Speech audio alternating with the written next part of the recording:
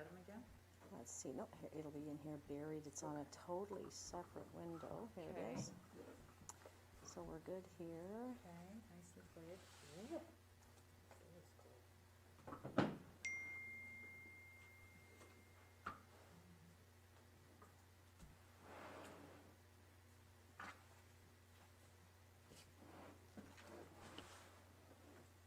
Who's, oh, that's Dave Cockle.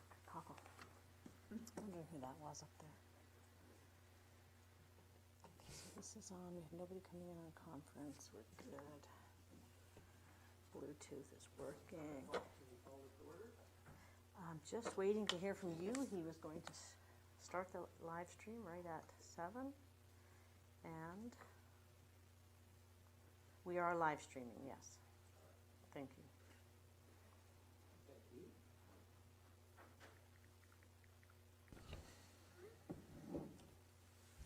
Good evening and welcome everyone. We are here meeting at Municipal Hall on Monday, January the 11th. This is our first regular council meeting of 2021, and just start off by calling the meeting to order. With that, we just want to recognize that we're having this meeting on the traditional territories of the Coast and Strait Salish peoples, specifically the Lekwungen speaking people known today as the Songhees and the Esquimalt First Nations. Their connection to these lands continue to this day. With that, I want to we start off with an approval of the agenda. Moved and seconded, thank you. Any changes, modifications? Not seeing any. All those in favor? Opposed? Not opposed, thank you. Next we just have adoption of council meeting minutes and public hearing reports. Yes, go ahead, Councilor Patterson. Move adoption. Moved and second. Any discussion, corrections, amendments, changes? Not seeing any. I will call the question then. All those in favor? Opposed? None opposed. Thank you. Under Mayor's remarks, these are fairly brief today. Happy New Year, everyone. Nice to be back in the chambers with staff and council. We have a very sparse chamber as people are very spread out in here, but it's nice to see people's faces as we sit. This is our first meeting under the new procedures bylaw, so it should go reasonably smoothly, I hope, but there may be a few little hiccups as we fall into habits from the previous procedures bylaw, but hopefully it'll be a bit clearer to everyone as we're moving on. I just want to point out that the first portion of this agenda is just council business, and then we're going to a section that involves allowance of public input on the agenda items. So the call-in for that, we're using a toll-free number through Zoom to be able to call in. So that is on the agenda package, just right above the call to order. If you want to have a look at that, it's a 1-855 number, and it has the ID and code number there. If people wish to call in, that's the link. I also just want to, if you have any problems getting through, please just keep trying, because I think it should work fine. We have tested it. I also just want to remind all people watching and all of council, the due date for members of the committees and commissions is coming up this Friday. And so we'd just like to encourage anybody who's interested in any of our committees, commissions, or arts laureate position, that those are open and accepting applications at this time. So if you're interested in serving the community in ways big or small, this municipality has benefited tremendously over the decades from the expertise and knowledge brought to us by our residents through those bodies. That's it. Welcome everybody, and I look forward to this first meeting.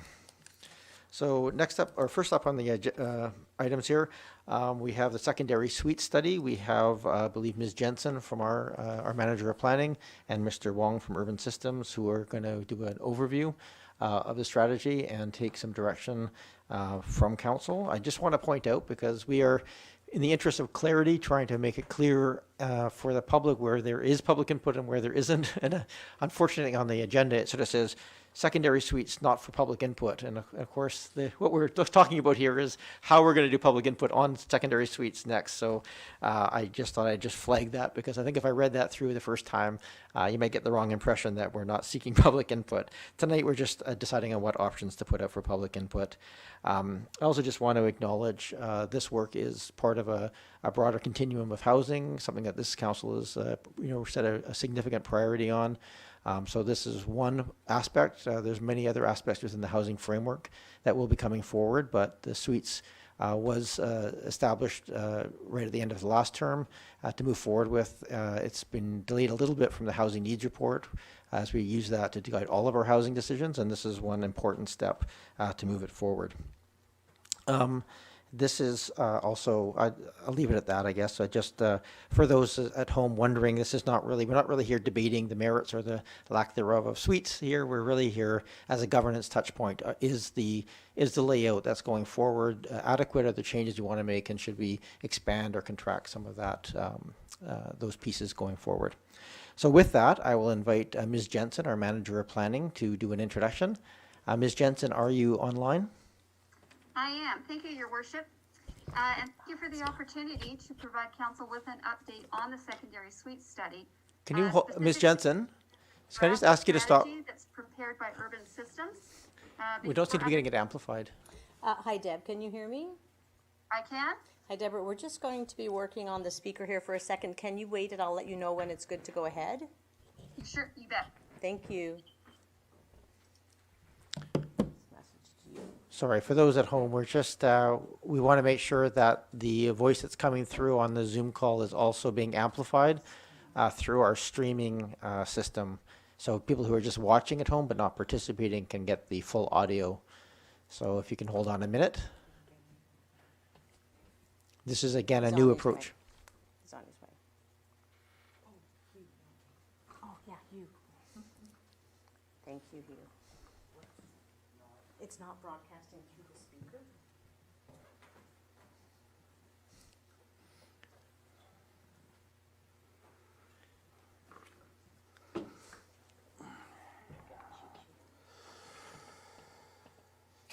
It seems like change never quite comes with, seamless improvement. It always seems to take a couple of steps forward and one step back as we sort of move it incrementally forward. So I know this is a better platform because it allows people to call in more directly than calling into a main number.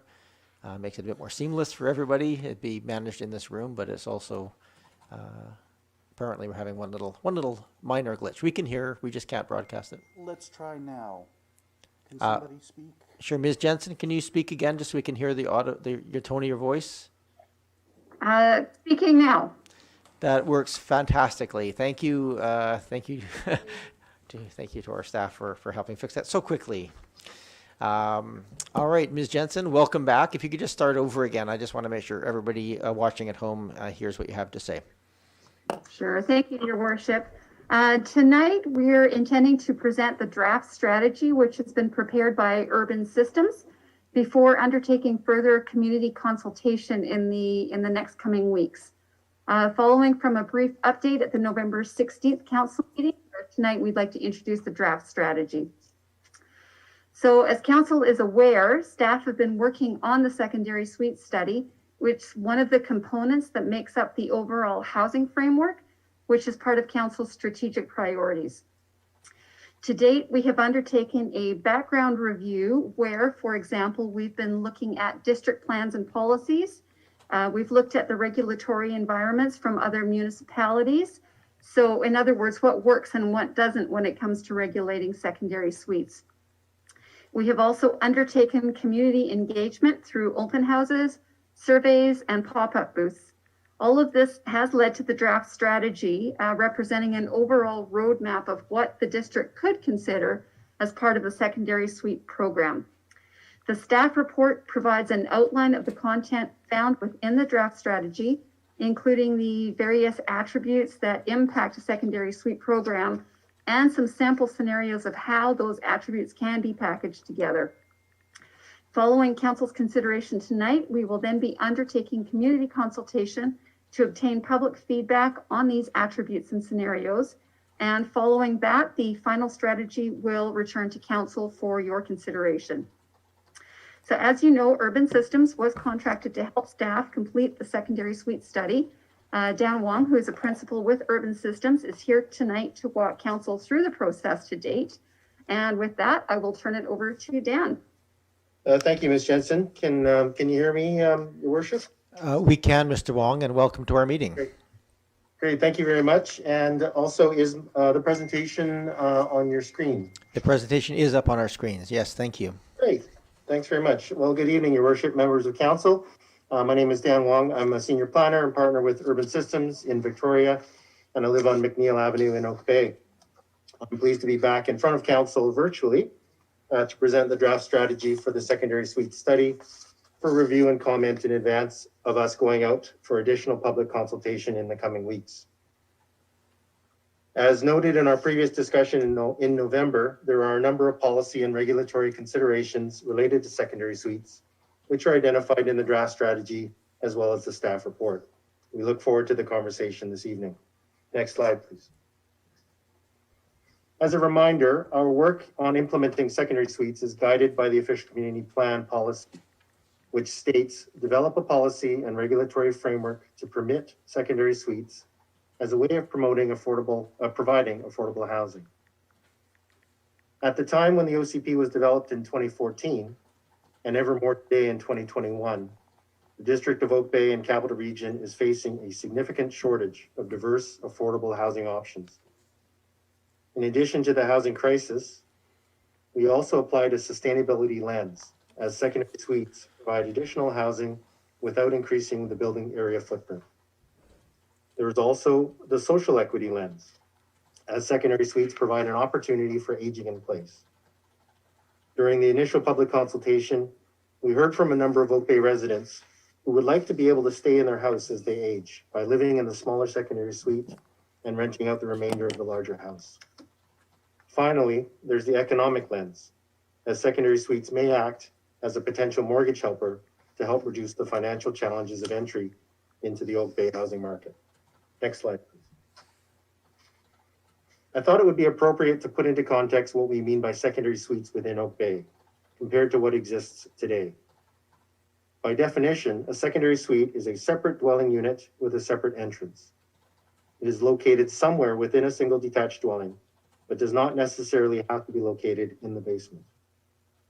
Specifically for this study, secondary suites within an accessory building, such as a garden suite or a laneway home, are not being considered at this time.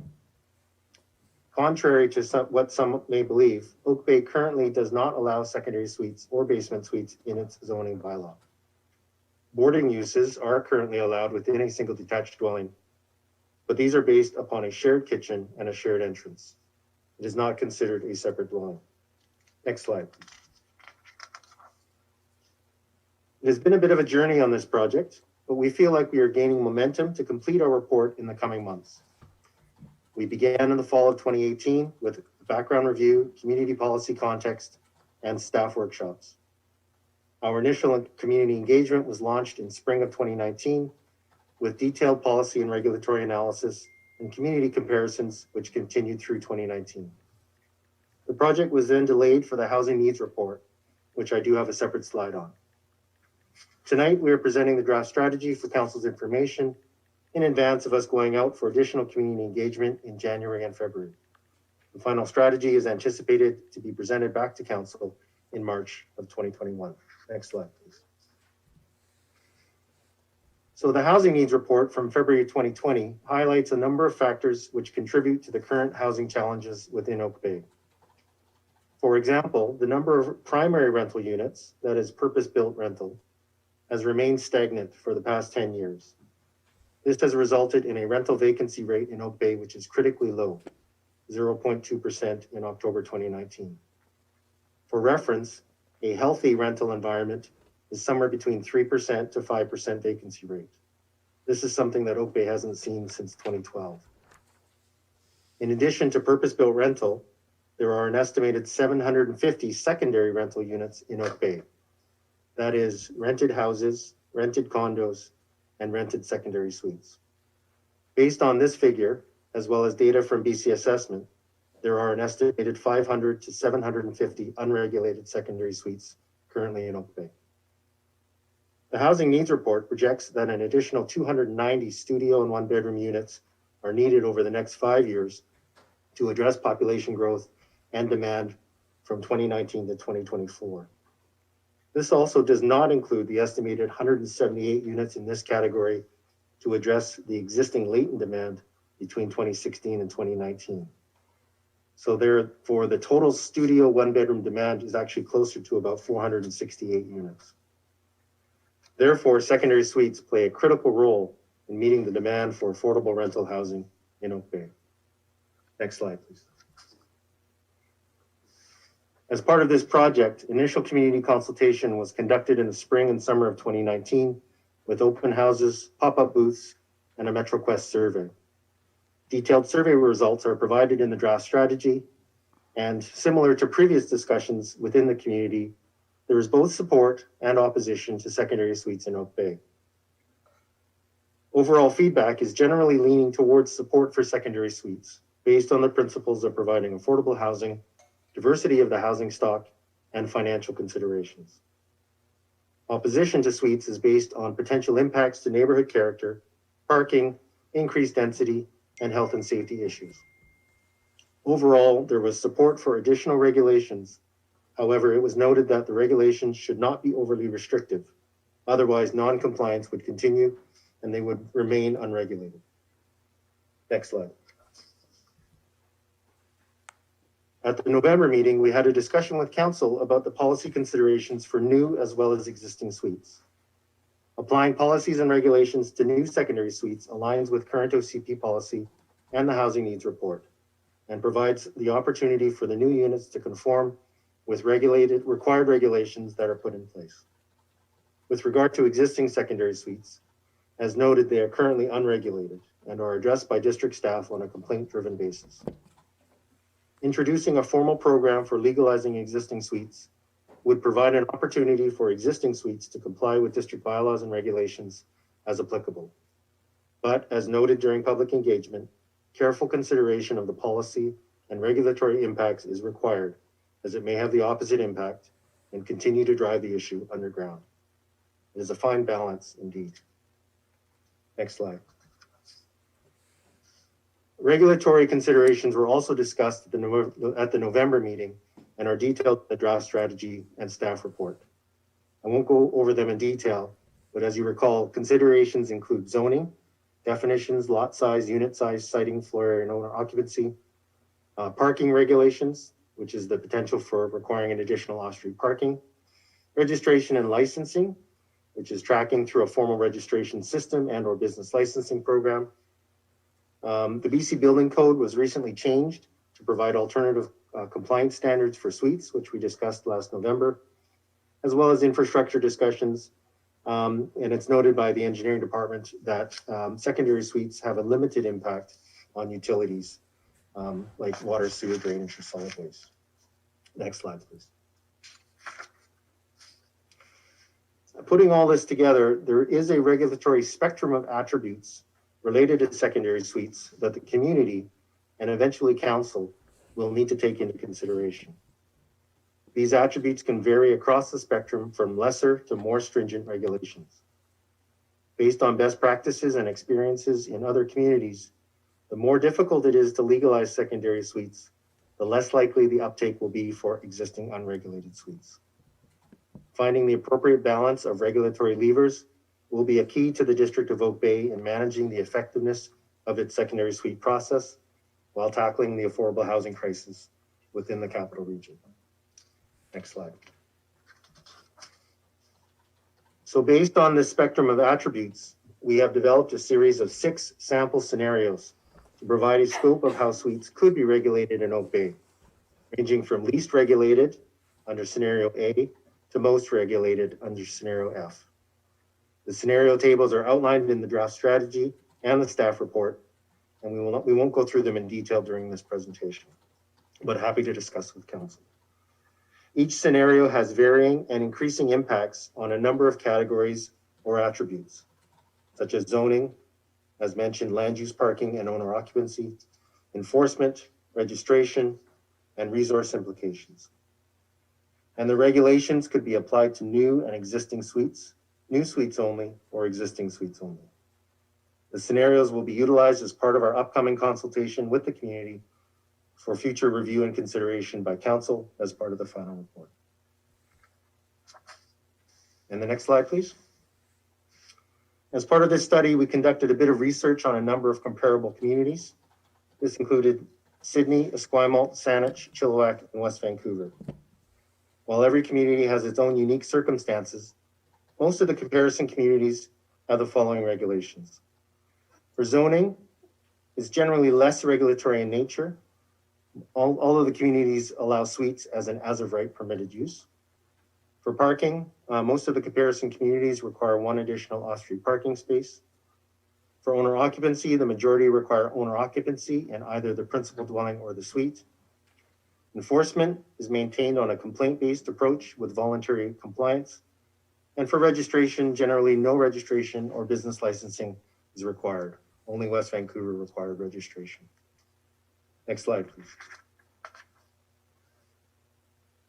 With respect to community consultation, we will be utilizing the district's Bang the Table platform for community engagement. We're still working through the details, but it will include a virtual open house on the engagement platform, a survey, as well as a series of frequently asked questions, in addition to the draft strategy and previous presentation materials on the engagement platform. We're also discussing with staff about creating a community newsletter for wider distribution. Following the engagement process, we will summarize all of the public input and make final revisions to the strategy, including recommendations.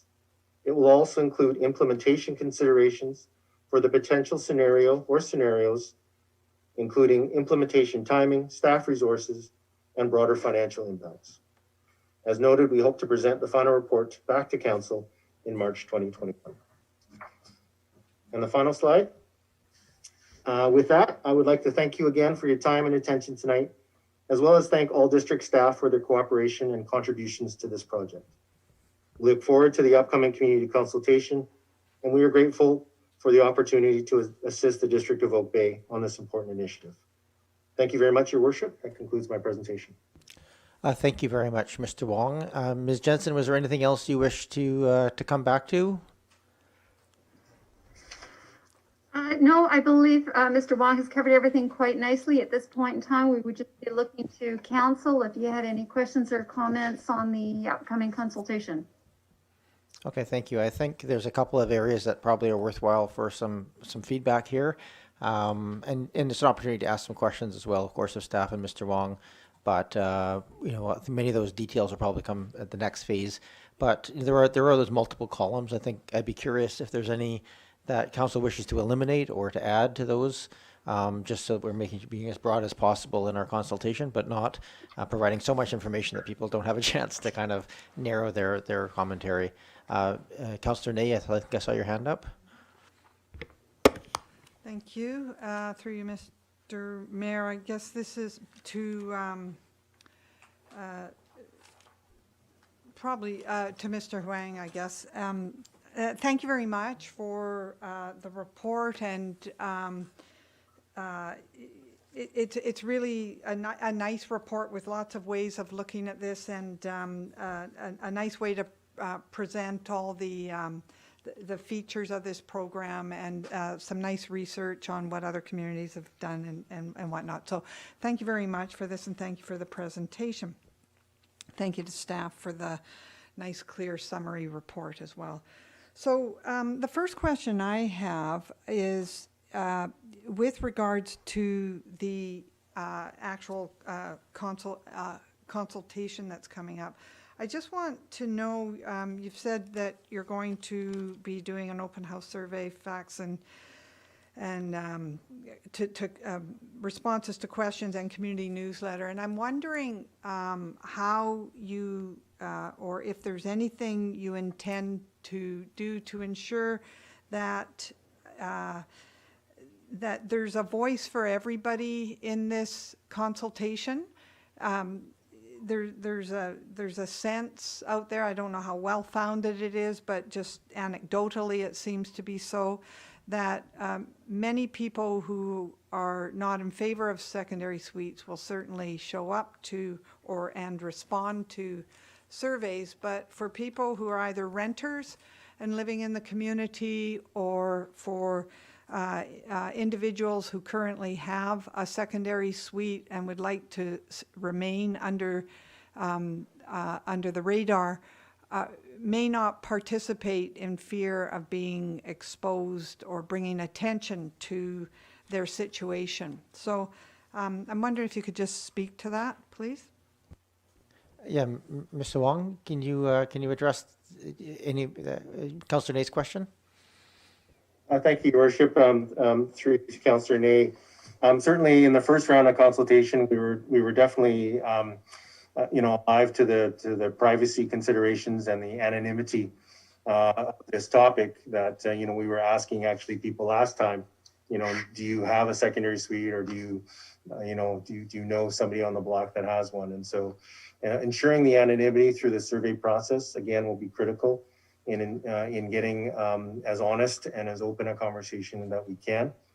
So we'll be working to staff to ensure that, that the surveys are, when they're completed, that they are private, and that they remain anonymous. And so it's certainly a challenge in the day of COVID to, because people will be submitting electronically, although we will potentially have opportunities to fill the surveys out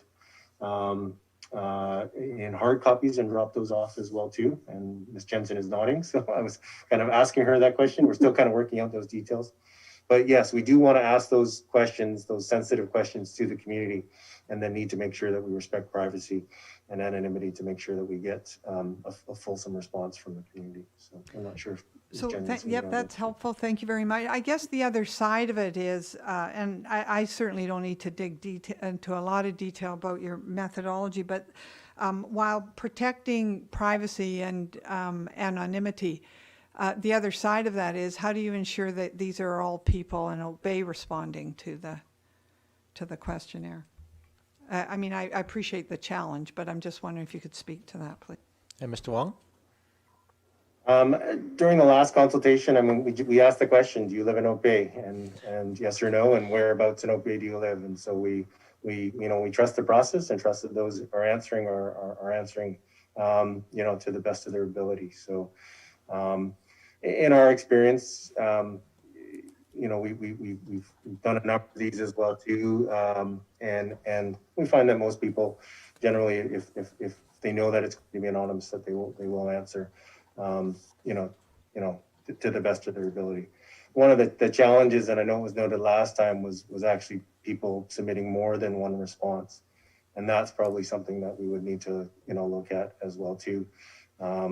We've, in 25 years, I've only had one experience where we were able to kind of identify multiple submissions from the same IP address. But in the grand scheme of things, it made the difference of like 0.5 of one, half of 1% of an issue. So that's another thing to balance, ensuring that people respond, but at the same time, ensuring that we manage potential for multiple responses from the same IP address. Thank you very much, Mr. Wong. May I have another? You may. I'm hoping we just got to question which voting tabulation machines they're using here to make sure we're getting a. Go ahead, Councillor Nay. Okay. Just one other question around your methodology. Looks like you're consulting with your open house survey and answering questions, but with the community newsletter, could you explain what's going to be the content of that and what its purpose is? Mr. Wong? Sorry, can we just confirm you're talking about the content that we're going to present as part of the public consultation? Yeah, I understood there were 4 strategies under the community consultation, of which one was a community newsletter. Okay, thank you. Through your worship, so if I can just maybe point you to page 5 of the staff report, there are a number of activities that we're going to undertake to try to get as much participation from the community as possible. So we will definitely be using an online engagement platform through Bang the Table to ask a series of questions from the community. We really want to gauge where the community would fit on that spectrum that we've introduced through the draft strategy.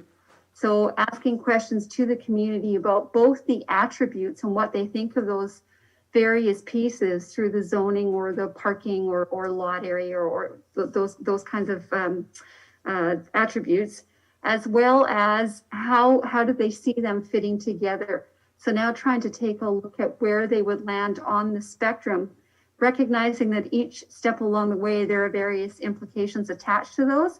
So it's a little bit of educating the community at the same time about what the impacts of some of those might be.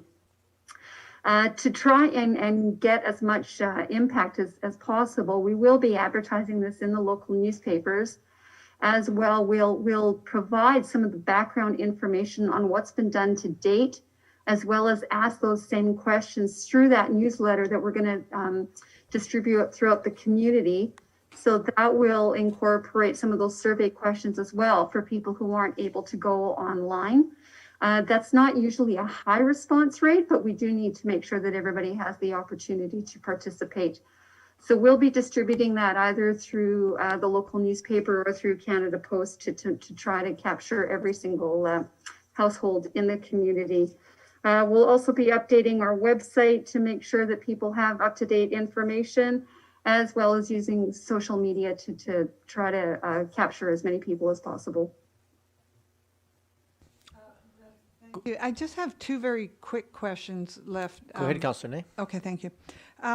It's not so much, it's sort of related indirectly to the community consultation with regards to a couple of the so-called attributes that you're referring to. First of all, just for clarification, your scenarios that are laid out, scenarios A to F, that you've presented to us here in the staff report, are those, is that format the format that will be used in the consultation, or is that just for our information?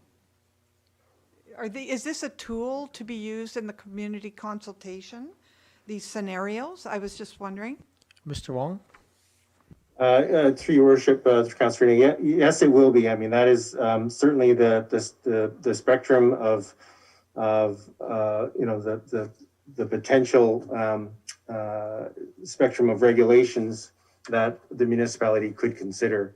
You know, we will be using the survey to both inform the community, you know, educate the community about some of the challenges and complexities of, you know, a potential secondary suite program, and then just to get a different set of ideas from the community as to what they think about each of the scenarios. It won't necessarily be a vote for this one or vote for that one. It'll be trying to tease out from the community, what do they like about those scenarios and what are some of the challenges. And so it's it definitely won't be per se a popularity contest to say, but at the same time, we will hope to try and get a flavor from the community back to council, where the community kind of sits on that level of spectrum, from kind of least restrictive to most restrictive. Okay, thank you. I must, that's helpful to hear how you're using it as a tool. I must say, just myself, and I've thought about this stuff quite a bit over the last 10 years, but I did find it somewhat complex, and I can't imagine for myself. It's a lot of information to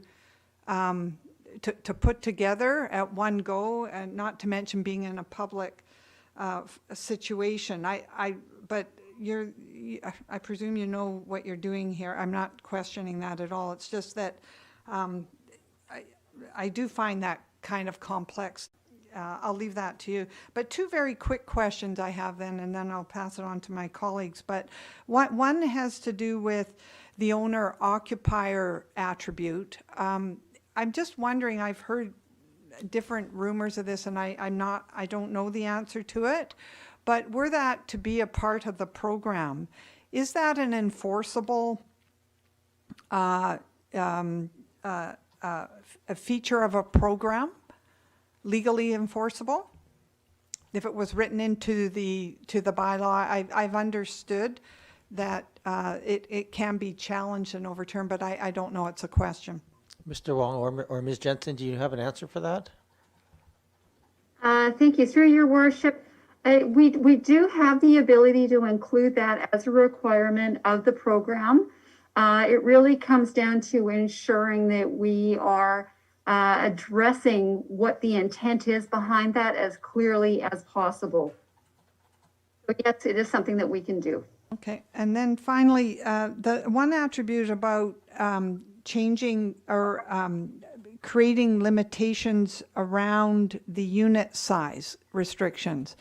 As I understood in your report, and as you've spoken to before, the building code has changed around that. And I was wondering, are we able to override what the building code permits in a bylaw so we can constrain that building code? Is that how it works? So thank you for the question, through your worship. So the building code used to have a maximum of 40% of the gross floor area of the house, up to a maximum of 90 square meters. And so you couldn't even, as a municipality, write a bylaw that created a larger suite. And now all of that has been removed from the building code. So it really is at the discretion of the municipality as to whether you want to regulate any size at all, whether you want to just regulate a percentage, or whether you want to regulate a percentage and a size. And so if you were silent on that, Councillor Ney, then somebody could come in and build, as large a secondary suite as possible.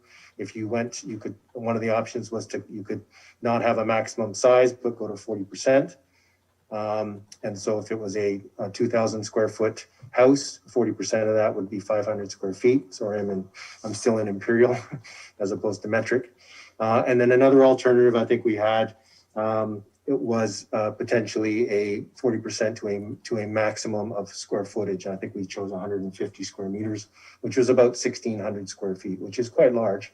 But at the same time, some of the houses in Oak Bay are quite large. You have 5,000 and greater size houses, up to 10,000 square foot houses in Oak Bay. So it is something that we probably think we should consider, even though the building code has removed that. Thank you. Okay. Thank you, Councillor Ney. I have Councillor Patterson, then Councillor Green, and then Councillor Zelka. Thank you, Mayor, and thank you, Ms. Jensen and Mr. Wang, for these reports. I think Councillor Ney has covered a lot of similar items to what I wanted to ask about, but I will just ask about then, I'll focus on some of the items in the report, and if I'm interpreting them right when I look at the report, because I think that's how others may also look at them. In the report, when we talk about the housing inventory, and certainly there's on page 11 in the report, 14 on the, if you're looking at it on the PDF, there's the secondary suite estimates, and as Mr. Wong said, the total requirement that was in the housing needs report was about 467 units by 2024. If I looked at table 8, which is the comparative of ranges that are listed for what has happened in other communities, it shows that the uptake in secondary suites was about 30% up to 70% of private dwellings with suites. So for Oak Bay, as I'm reading this, that could mean increasing the inventory by 1,000 to 1,500 if I looked at 20 to 30% on 516 or 5,116 private dwellings. So that could be 1,000 to 1,500 in addition to the 500 to 700 that already exist, which could potentially significantly be more than would be required, although perhaps in the overall region not a something that is acceptable or not. Am I reading that correctly? Is that what could be anticipated here if it was a comparative to the other districts? I'll give that to Mr. Wong, but Ms. Jensen, you can jump in as well. Do you have a sense of expectations? Through your worship, I'll start and I'll turn to Ms. Jensen. I mean, we looked at the housing needs report, I guess, to look at the projections, and that's where that number of the of the 470 comes from. The comparison communities, each of those have their own unique circumstances, and so the uptake in those communities, I probably wouldn't necessarily, do a one-to-one type relationship between those other communities with respect to the number of units themselves.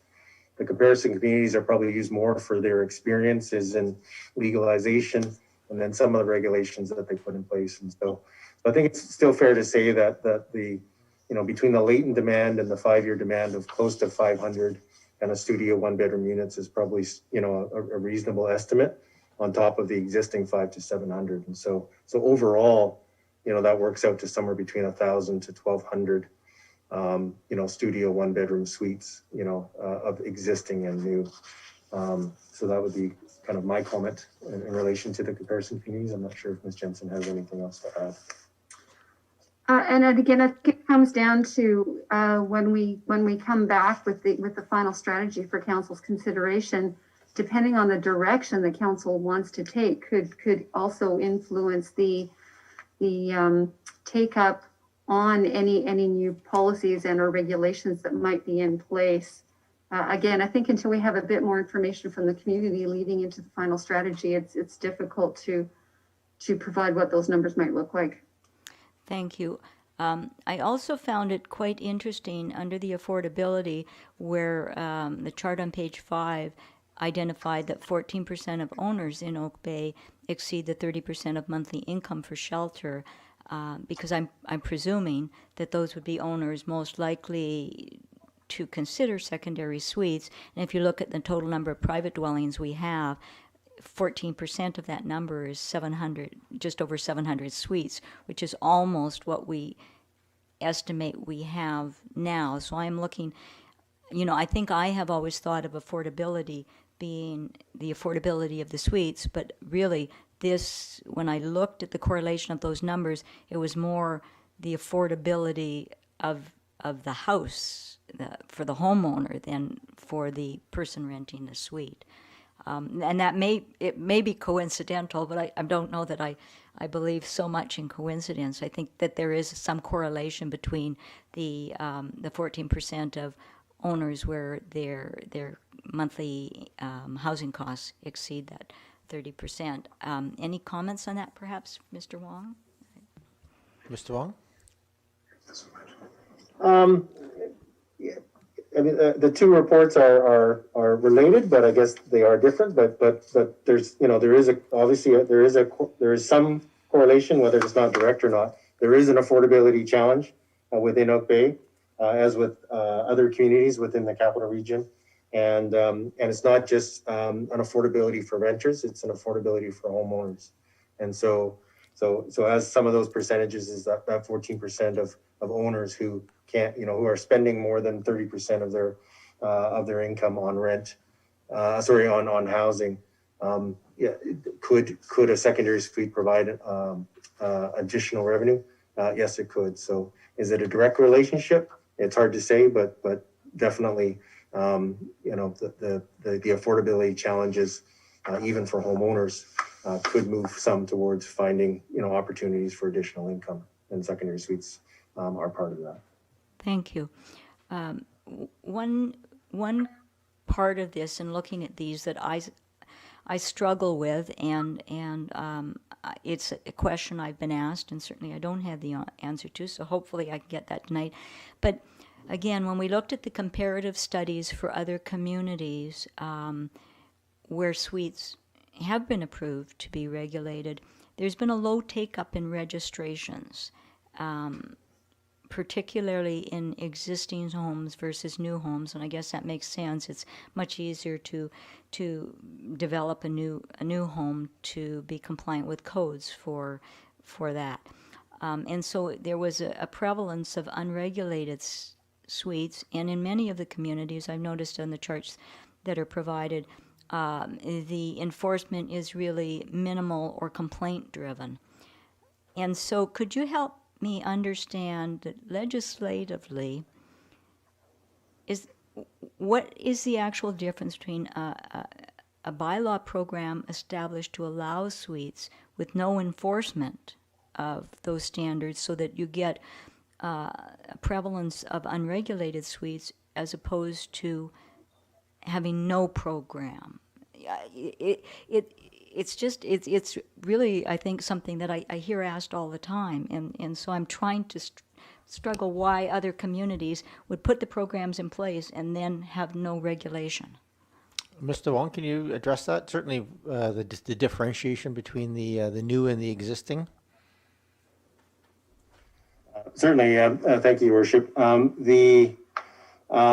So the regulation is a zoning regulation, as you know. So right now, secondary suites are not permitted as a use.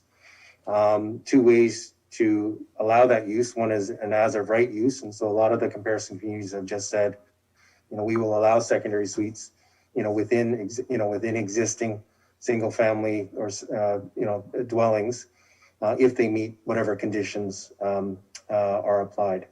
There is the opportunity and to consider just allowing new construction to have that secondary suite, by which as of right use, then the existing 500 to 700 suites would have to have some process to either legalize and or zone that use. And so that is definitely a consideration.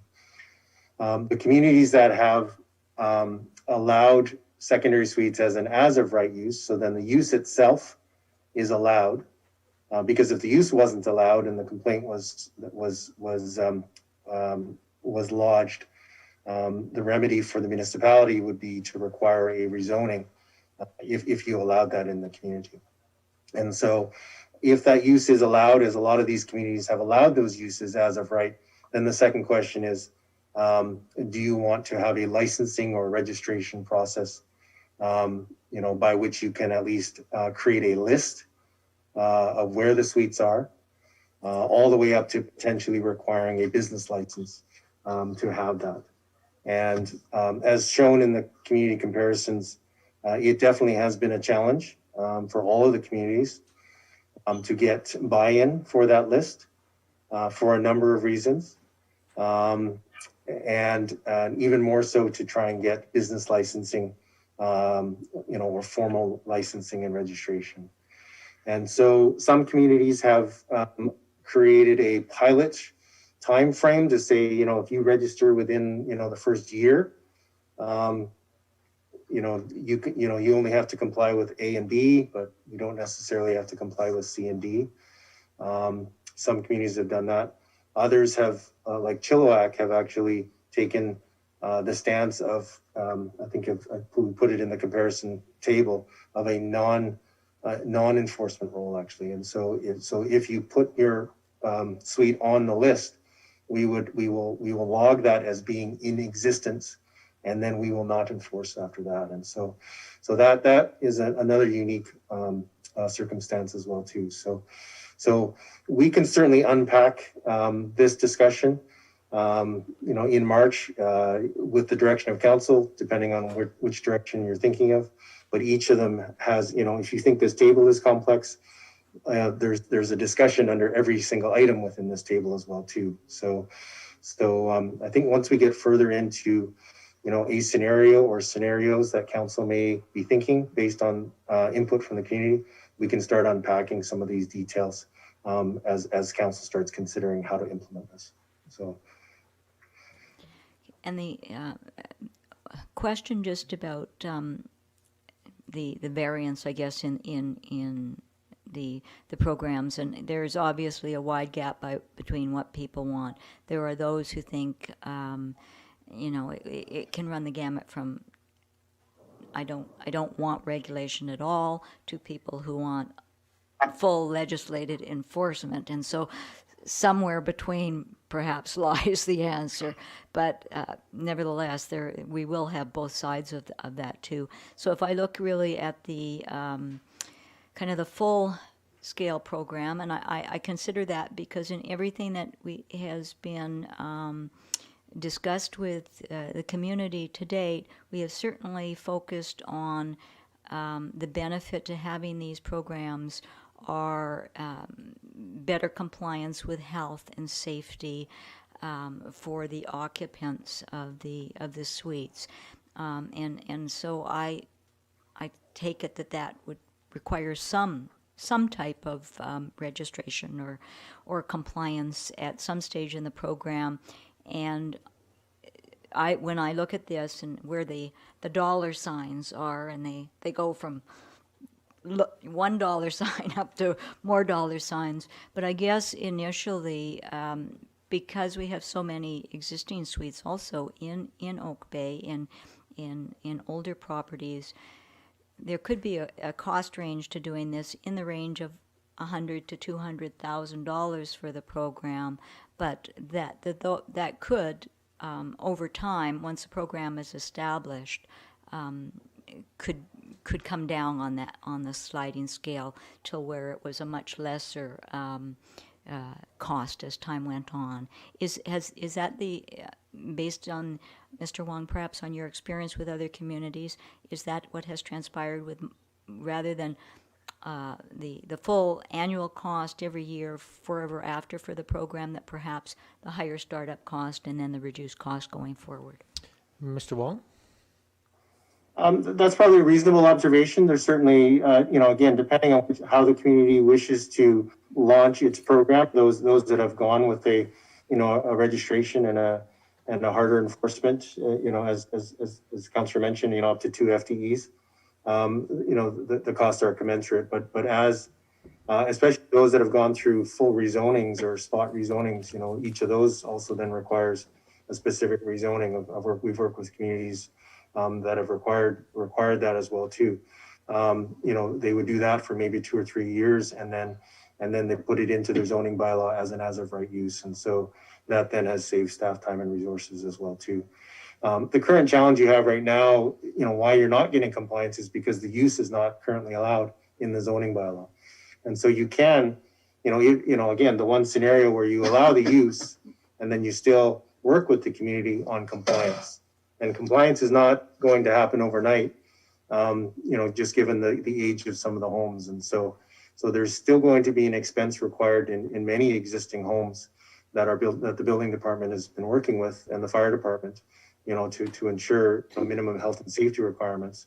But, even though the building code has been relaxed somewhat 2 years ago, there still will be a cost to create the fire separations required, to create the connected smoke detectors, to ensure that there's proper access and egress, to ensure your windows are large enough as well too. So it's really hard to, some units may be able to do it for a couple $1,000s, others maybe tens of thousands of dollars. So it's really hard to know exactly how many of those 500 to 700 units in Oak Bay will actually comply, just given the variation in magnitude of the potential costs to bring it up to code. Thank you. And the last question that I have, hopefully either Ms. Jensen or Mr. Wong will be able to shed some light on it. As a potential renter, other than a landlord who is registered with the BC Landlords Association, how would a potential renter confirm if the suite that they are interested in renting is actually registered or in compliance with codes? Mr. Wong? I'll start, and then maybe Ms. Jensen. I mean, certainly, we would encourage all suite owners to bring their units up to code, and then by doing that, they then would apply for a building permit. And then once that building permit has been approved and construction created, then there's a record. So you don't necessarily have to create a registration system in Oak Bay to show that those meet code, because you have a building permit, and so that owner can say, yeah, I have an approved building permit in 2021. I now have not only is the use legal in the zoning bylaw, but my building permit shows that I've brought it up to code for secondary suite. And so, like you say, there is a pathway that you do not have to go through registration, but can still satisfy the BC Building Code, as well as the tenancy considerations. Thank you. Thank you, Councillor Patterson. I have Councillor Green, then Councillor Zelka. Thank you very much, and through you, Mayor, to Ms. Jensen and Mr. Wong, thank you very much. This is an incredibly comprehensive report, 51 pages, and I learned a lot as well when I was reading through it. So I thank you for that. Just a couple of questions. The first one is, in your experience, Mr. Wong and Ms. Jensen, in a community where the suites are not recognized and regulated, is the municipality exposed legally for any liability should there be injuries or death resulting from a fire or accident in a home with an unregulated suite? Are you aware of any liability issues for a municipality that fails to come to grips with suites in their community? I'm not, and like I say, it's to the extent of the licensing that you have.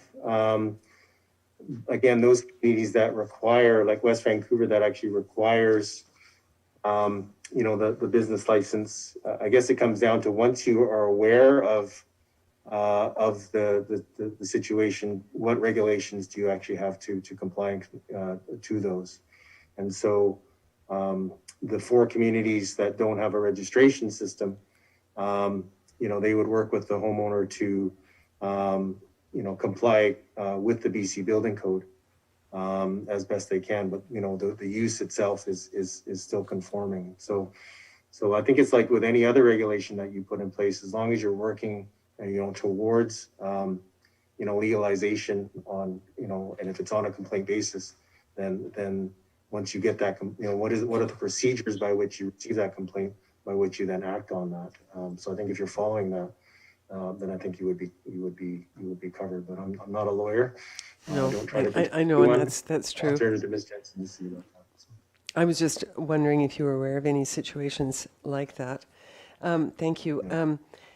So we have consulted with the community in Oak Bay in 2010, 2013, 2019, and now we will be consulting in 2021.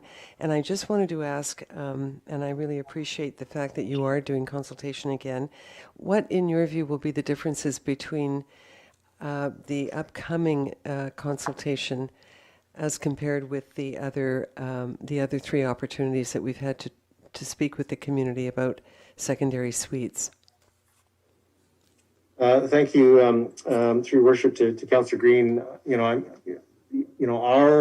When we started this project in 2018, it was under, the policy change of the OCP, and it wasn't it wasn't an if secondary suites in the policy. It was a how to make that happen. And so when we started our conversation in 2018, we said, what are some of the issues and challenges and opportunities with suites? As we work towards, a potential legalization of secondary suites. And that's what we got back in our first round of consultation. And that's now how we created these multitudes of potential scenarios. It's all of those elements. And so this consultation again is again, if I'm to be blunt, not an if suites are allowed, but how would we actually implement under these scenarios? You as a community member, you as a taxpayer, seeing some of these resource implications, where do you see yourself, within this scenario, set of different scenarios with respect to how it impacts you as a homeowner, you as a neighborhood resident, but also you as a taxpayer with respect to some of these implications. And so, so we're kind of moving down the funnel as far as implementation goes. And then it really is then up to council when we come back to then decide on a pathway forward. Thank you very much. And that's really helpful because I think that will help to frame the questions for the next consultation. And this information, while complex in places, as Councillor Ney pointed out, it's very, very helpful. I don't think, I certainly in my experience living in Oak Bay, haven't had such concrete guidance before in tackling this issue. And as you know, it's been a thorny issue for a long time, unfortunately. Just one other question to Ms. Jensen, through you, Mayor. Ms. Jensen, if the zoning bylaw review isn't going to occur, I think it was 2023 when I last looked, this would, secondary suites, if this council chose to move down, whatever pathway is chosen, it will require some revision or changes to our zoning bylaws. do you foresee that happening before 2023? And I'm not trying to put you on the spot, but am I right to assume that if we come to grips with secondary suites in Oak Bay, that those changes to the bylaw would occur prior to 2023? And I might go to Mr. Anderson for that answer because he's sort of got the overall responsibility for okay. for the pieces. Mr. Anderson, are you on the phone as well? Yes, Your Worship. Can everybody hear me? We can, thank you. Yes. So, Councillor Green is correct that the intent is for that comprehensive zoning bylaw update, that if there were changes that would come from the housing framework, that could and would be incorporated as part of that zoning bylaw update. What I will say is that if there's direction to proceed with any of these individual initiatives, such as secondary suites, in terms of zoning bylaw update, staff could certainly proceed with those if that was council's direction to sort of advance, if you will, any specific particular housing type or component that needed to be implemented through our zoning bylaw. Thank you very much. No, that's helpful. That's helpful. Thank you. And I guess my last question is, would it be possible for council, through you, Mayor, to Mr. Wong and Ms. Jensen, would it be possible for us to see a draft of the questions that will be part of the consultation this spring? Would that be possible? Thank you. Ms. Jensen, Mr. Wong? Thank you, Your Worship. Just so you're aware, once we've finished our presentation here tonight, leading into going out to the community, we will be consulting with the Advisory Planning Commission. And as part of that, we could certainly send an email out to council advising as to what the final consultation is going to look like. Thank you. I really appreciate that, because what often happens is we end up fielding questions from the community about, well, why was that question asked, or what was the intent of the questionnaire or the survey, or so it's really helpful if we are at least just aware of the framework that is being used. That's really helpful. So thank you so much. That sounds great. I have no more questions. Thank you. Thank you, Councillor Green. Councillor Zelka?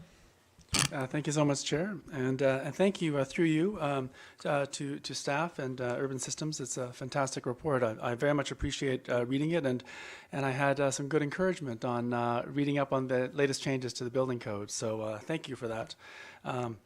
So a couple of questions, and I'll try to keep them succinct. I'll speak first to one of the council priorities that we're currently tracking, priority 2020-23, and I'll just read it, which is to enhance enforcement of short-term rentals. We'll probably be looking at that in the 2021 budget process. I'm sure our CAO is definitely looking forward to our upcoming priority sessions and all the new things we want to spend money on. But one of the things that was suggested, for example, in scenario D, was that it might be up to 1 to 2 full-time employees might be required to do, for example, scenario D, which is more of a regulatory approach, a hands-on approach. Just wondering, with respect to enforcement, I presume those 1 or 2 full-time employees could do more than just secondary suites work. So just the question through to you to ask whether, for example, short-term rentals enforcements or other bylaw enforcements, could those sort of things be done at the same time? Or is it anticipated for scenario D that it would just be dedicated? Thank you, Councillor Zelka. Obviously, a bit of an order of magnitude type estimate, but perhaps Mr. Anderson is best suited to answer that. Thank you, Your Worship. Council may recall that direction was given for staff to add additional enforcement with respect to Airbnb. What we're working on is adding enforcement staff that would, in fact, be able to take on some of the other enforcement functions within the district as part of that initiative. So I think the short answer is there may be opportunities for what we would have in place as a full-time enforcement official to perhaps become involved with respect to this. But as I think it was mentioned earlier, what we've given here at this point in time is really order of magnitude and making assumptions about what type of program we'd be delivering in terms of particularly existing suites. So I think there may be an opportunity, but I still would caution that we're at a point here where those estimates are pretty general at this stage, just an order of magnitude as mentioned. Thank you. Go ahead, And Councillor Zelka. very much appreciate that. Thank you very much. And just wanted to ensure that, certainly in the public engagement aspects, that we remind anyone who's looking at or considering a secondary suite that there is no intention to make these living dwellings available for something like short-term rentals. The intention is for long-term rentals. Just wanted to ensure that that would be part of the public engagement. The second question I've got has to do with things like solid waste fees and other fees. We've done a really good job at, in the last little while, I think as a council, at trying to make our fees a little bit more easier to understand. And I noticed, for example, with the latest solid waste fee that just went live, that brings in this wonderful additional aspects of for our composting. It's about if I remember correctly, $265 per unit is what's being charged. So the question I have for you has to do with the concept of a unit. The building code is very clear. There's a dwelling unit, which is the main part of the house, and then there's a secondary suite, which is a separate thing. We might possibly be able to set this up and have a solid waste fee per living quarters, whatever we want to call it. In other words, could the secondary suite itself also generate a solid waste fee for the district, since they'll be generating garbage, et cetera, et cetera? Thank you, Councillor Zelka. I'm not sure we've gotten into that much detail on the pieces, but I think it's a good question to ask if that's been looked at, or if that would form part of the, if it hasn't been looked at, where that would fit into the overall discussion. Mr. Anderson probably is, or Ms. Jensen? Yeah, I'm unable to look into the other office to see if people are looking at me to consider the answer, but I will go ahead and the basis, as may be noted in the report, is that currently we charge based on usage for example, for solid waste. I will note that comparison communities, for the most part, did not establish separate fees related to that. And then I guess the final point on this is that we haven't investigated whether or not that's something we would do or could do with respect to secondary suites, something I think we can look at as we get closer to our final strategy. Thank you. A couple more questions, if I may, please. So with respect to either fees or possibly owner occupancy in terms of enforcement, if we did not do, for example, a license or some sort of a permit process, what might be the consideration for how we could enforce this, other than maybe putting something on title? Mr. Wong, I'll go to you in terms of enforcement portions of this. Do you have a sense of that? Thank you, Your Worship. Again, your enforcement could potentially be on a complaint-driven basis, and then once the complaint is lodged, just as it is today, right now, if a complaint is lodged, both the use and occupancy are not lawful at this stage. If you change your zoning, then the use would be a lawful use, and then it would come down to are you conforming to the regulations for building code. And so under the building code provisions, you would have the ability to require those upgrades to take place. Otherwise, that occupancy could cease at that point. The registration itself is really just again, those communities that have thought about registration is truly just that. It's just really a list of those units that have a suite. That in itself isn't really an enforceable venue as opposed to a business license. And the difference there is, as you're aware, the business license itself is just that, it's a license. And the license itself then potentially could come with a series of requirements. And then if you're not meeting those requirements, then you don't get issued a business license, and then you are then operating without a business license.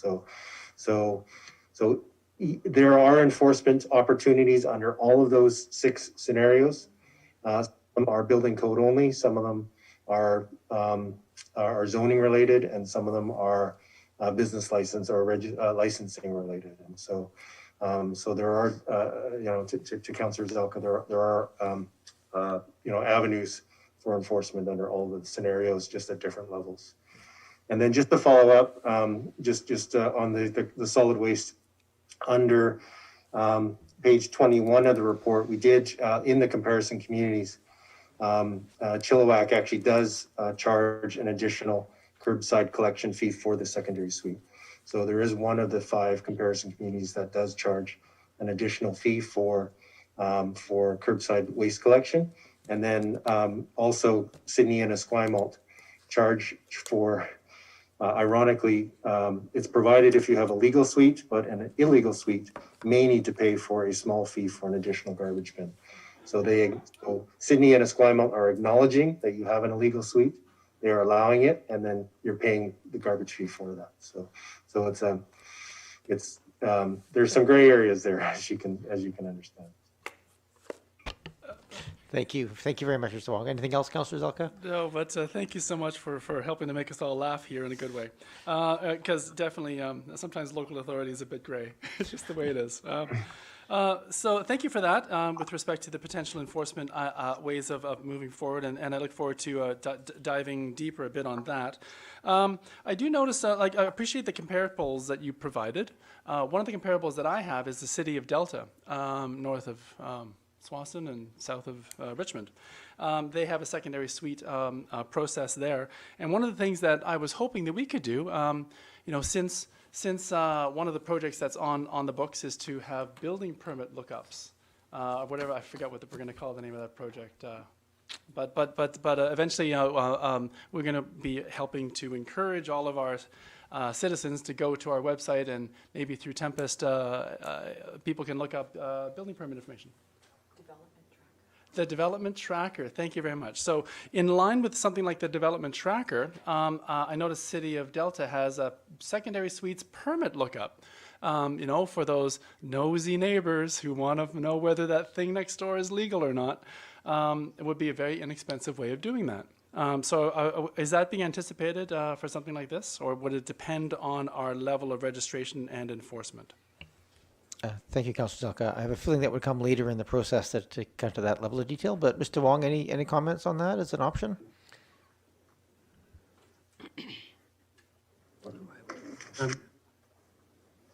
Your Worship, it's Bruce Anderson here. Go ahead, Mr. Anderson.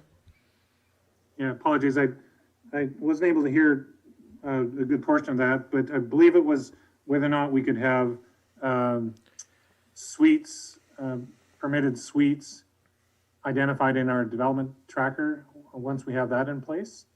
And I would say we could potentially do that. We would certainly need to have A, suites permitted, and B, the tracker in place before we can get there. But there's potential for that to be in there is my short answer. Thank you.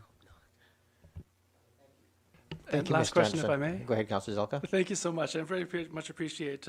This is a fascinating topic for me, and an area where I know there is a demand out there to look at this. Last question is: some other districts have taken a temporary use permit approach, as a way of sort of, at least with respect to their pilots. As a way of testing the waters before, shall we say, committing. Might that be something we might consider, or is that potentially on the table, or is this too early to look at an approach yet? Thank you, Councillor Zelka. Not legally allowed in Oakby at the current time, but could be changeable by us, obviously. Mr. Anderson?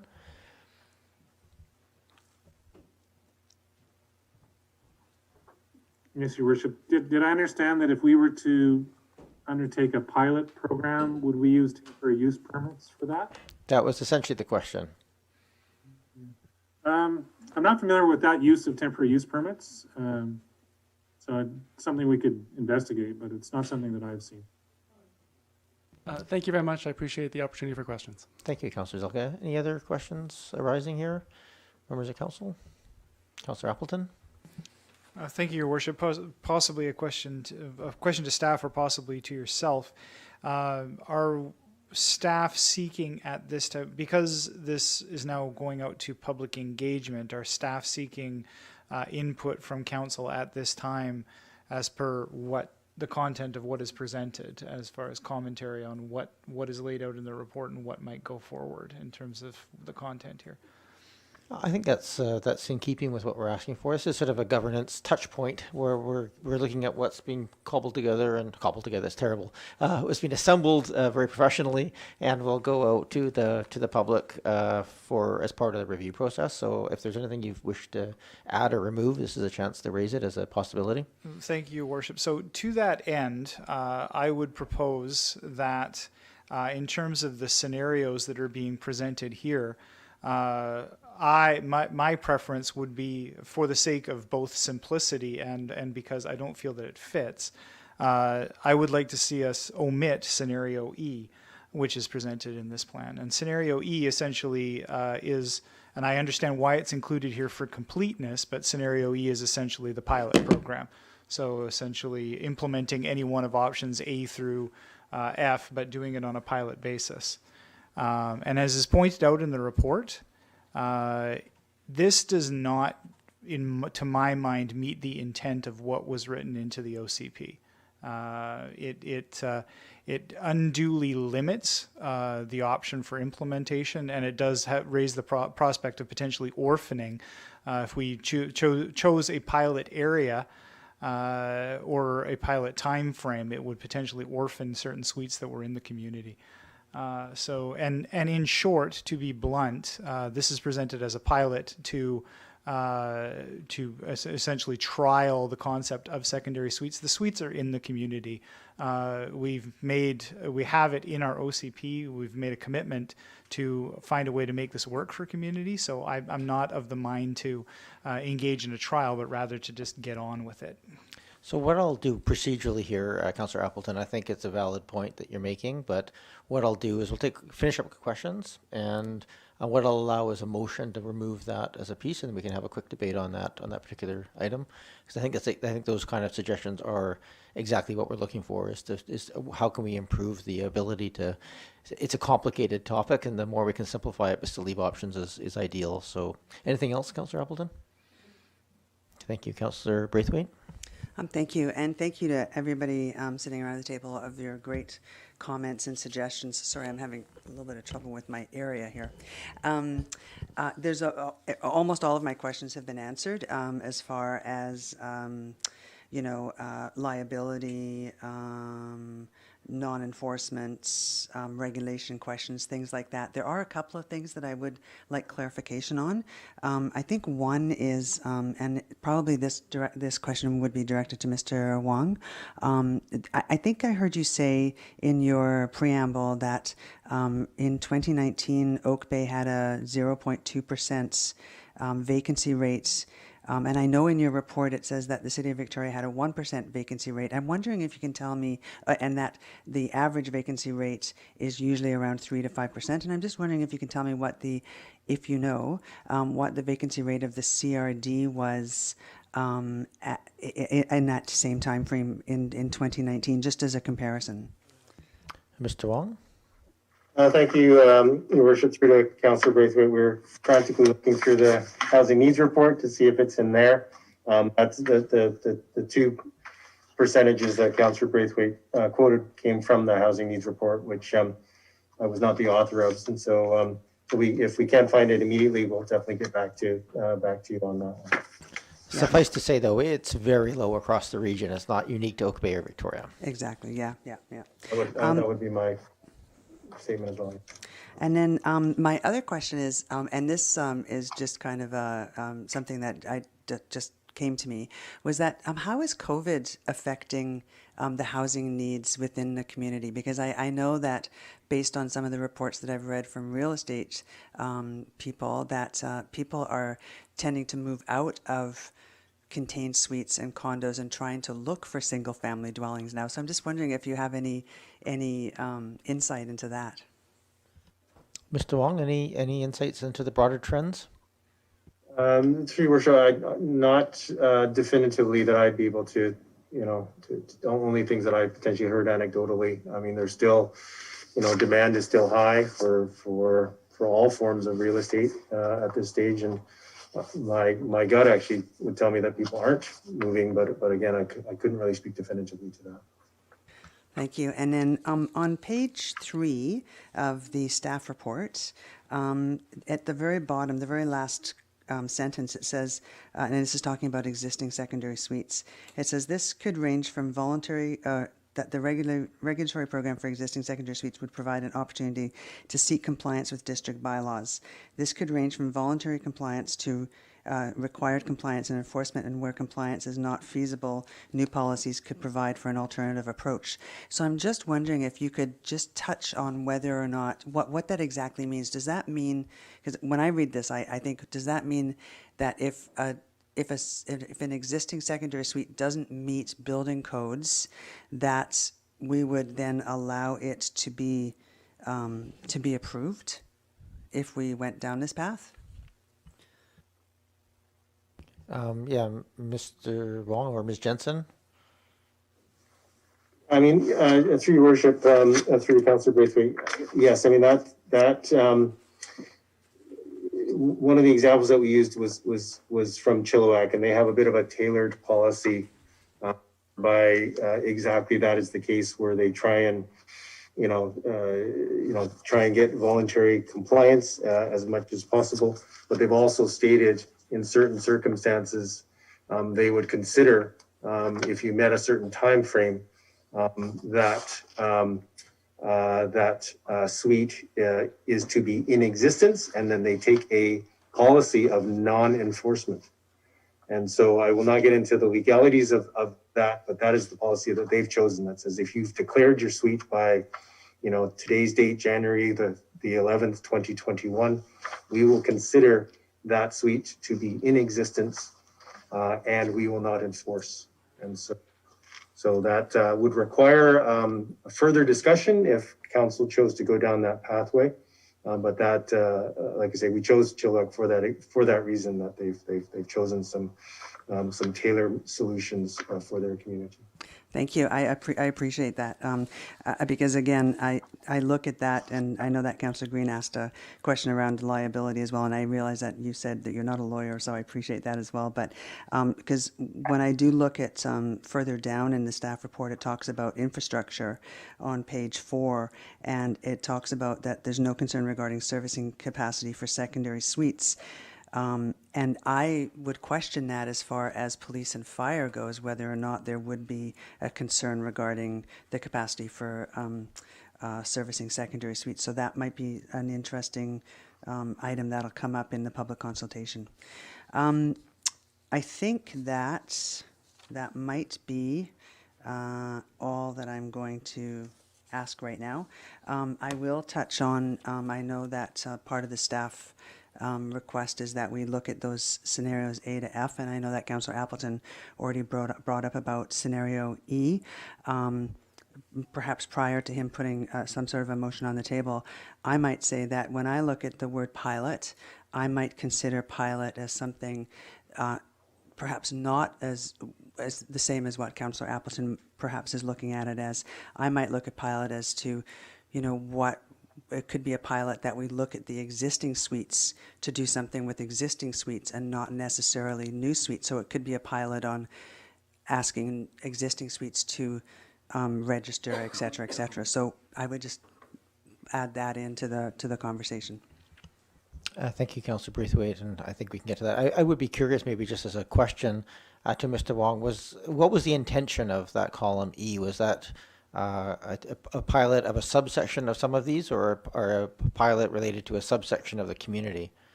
Because I read it as a subsection of the community as well, but I could be. What was the intention of that?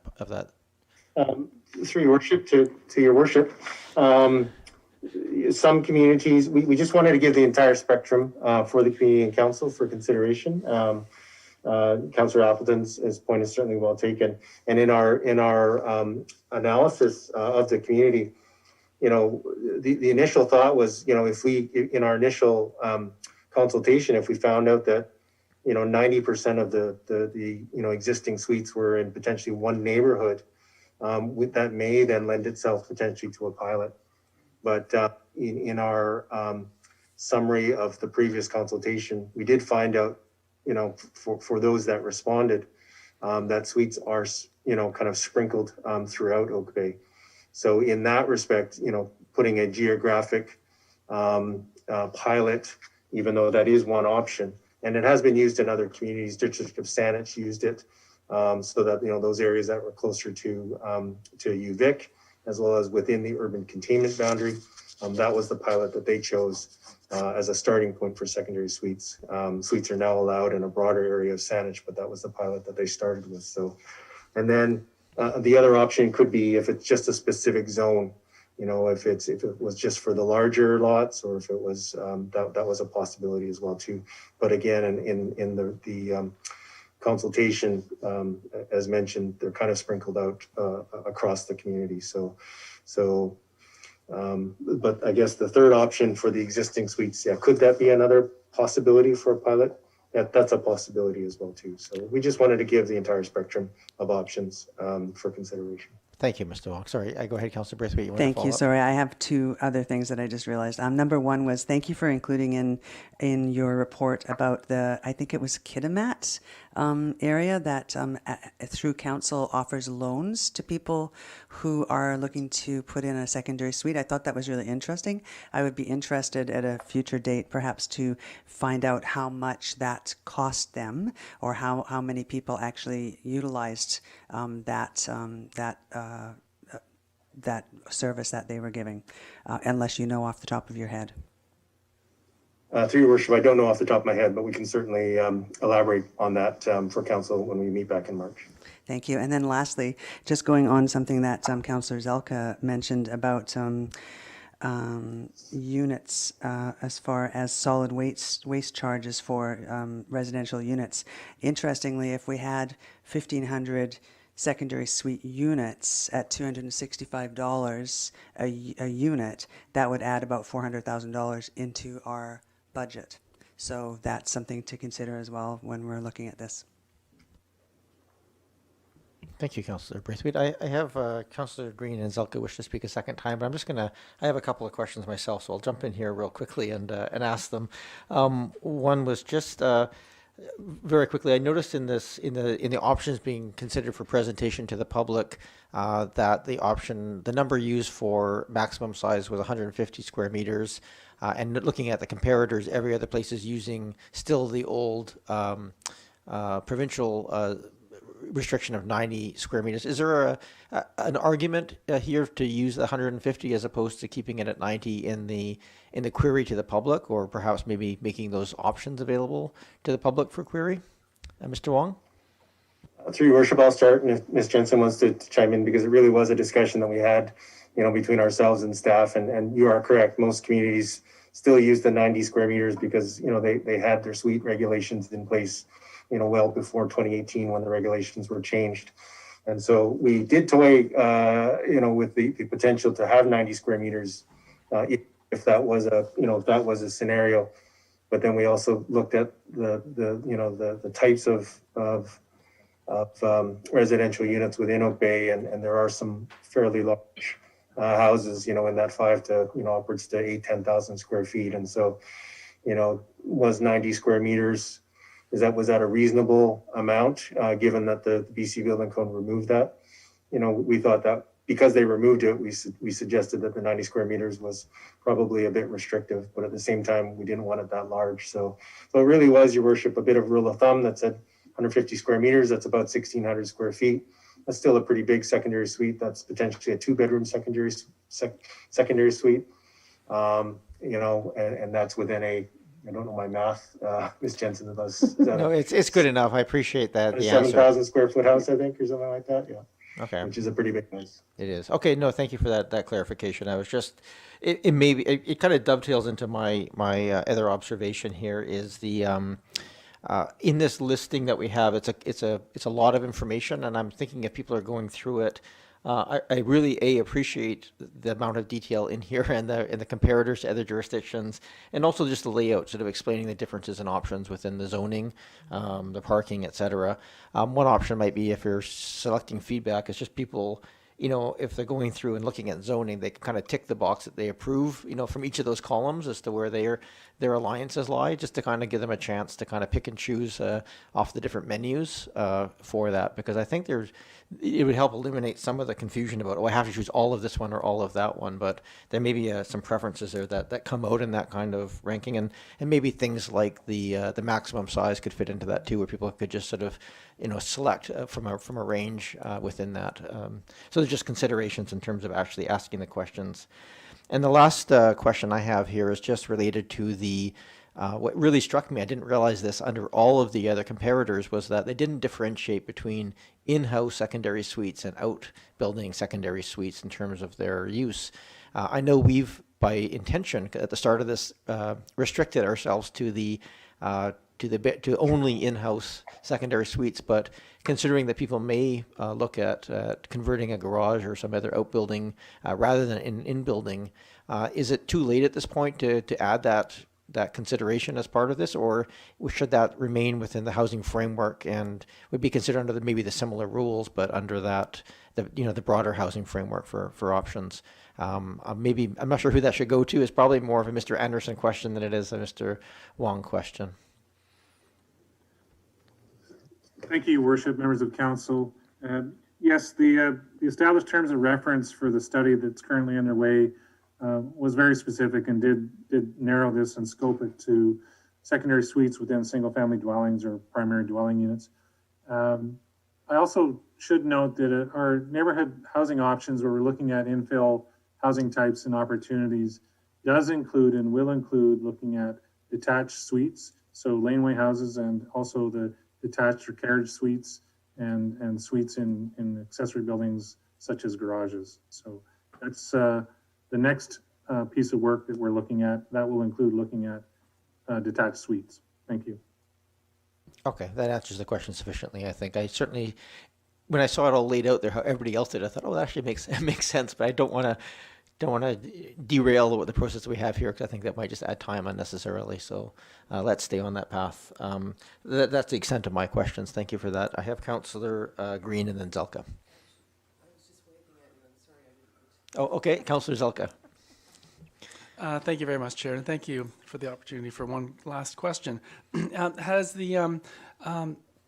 staff considered whether, since many of the scenarios make reference to RS1 through RS5, the uplands regulations and the Oak Bay Special Powers Act, are there any restrictions or any considerations that need to be taken into account for potential secondary suites in those special areas? I was wondering whether they've been considered or not. And if there are, what are the considerations? Yeah, thank you, Councillor Zelka. Because I have this tickling feeling at the back of my mind that there may be some special regulations in the uplands. Mr. Anderson or Ms. Jensen, are you aware, or have we checked to confirm whether there's any restrictions in the zoning within the uplands? Thank you, Your Worship. No, there are no restrictions with the Upland Special Powers Act. Okay, thank you. Go ahead, Councillor Zelka. So I'm just imagining a scenario where there's not just one a clothesline, but there's two clotheslines, and then someone's view of the water is impacted. Would we entertain a change of siting and design for something like that? That's a good philosophical question for this body, not for our consultants. I don't see any. Oh, go ahead, Councillor Ney. Thank you, Mr. Mayor. Just one question around the issue of parking specifically. When it comes to the consultation, you've provided, a useful overview of the issues and considerations in the report around parking. And we also have before us, the way parking is dealt with in these various jurisdictions.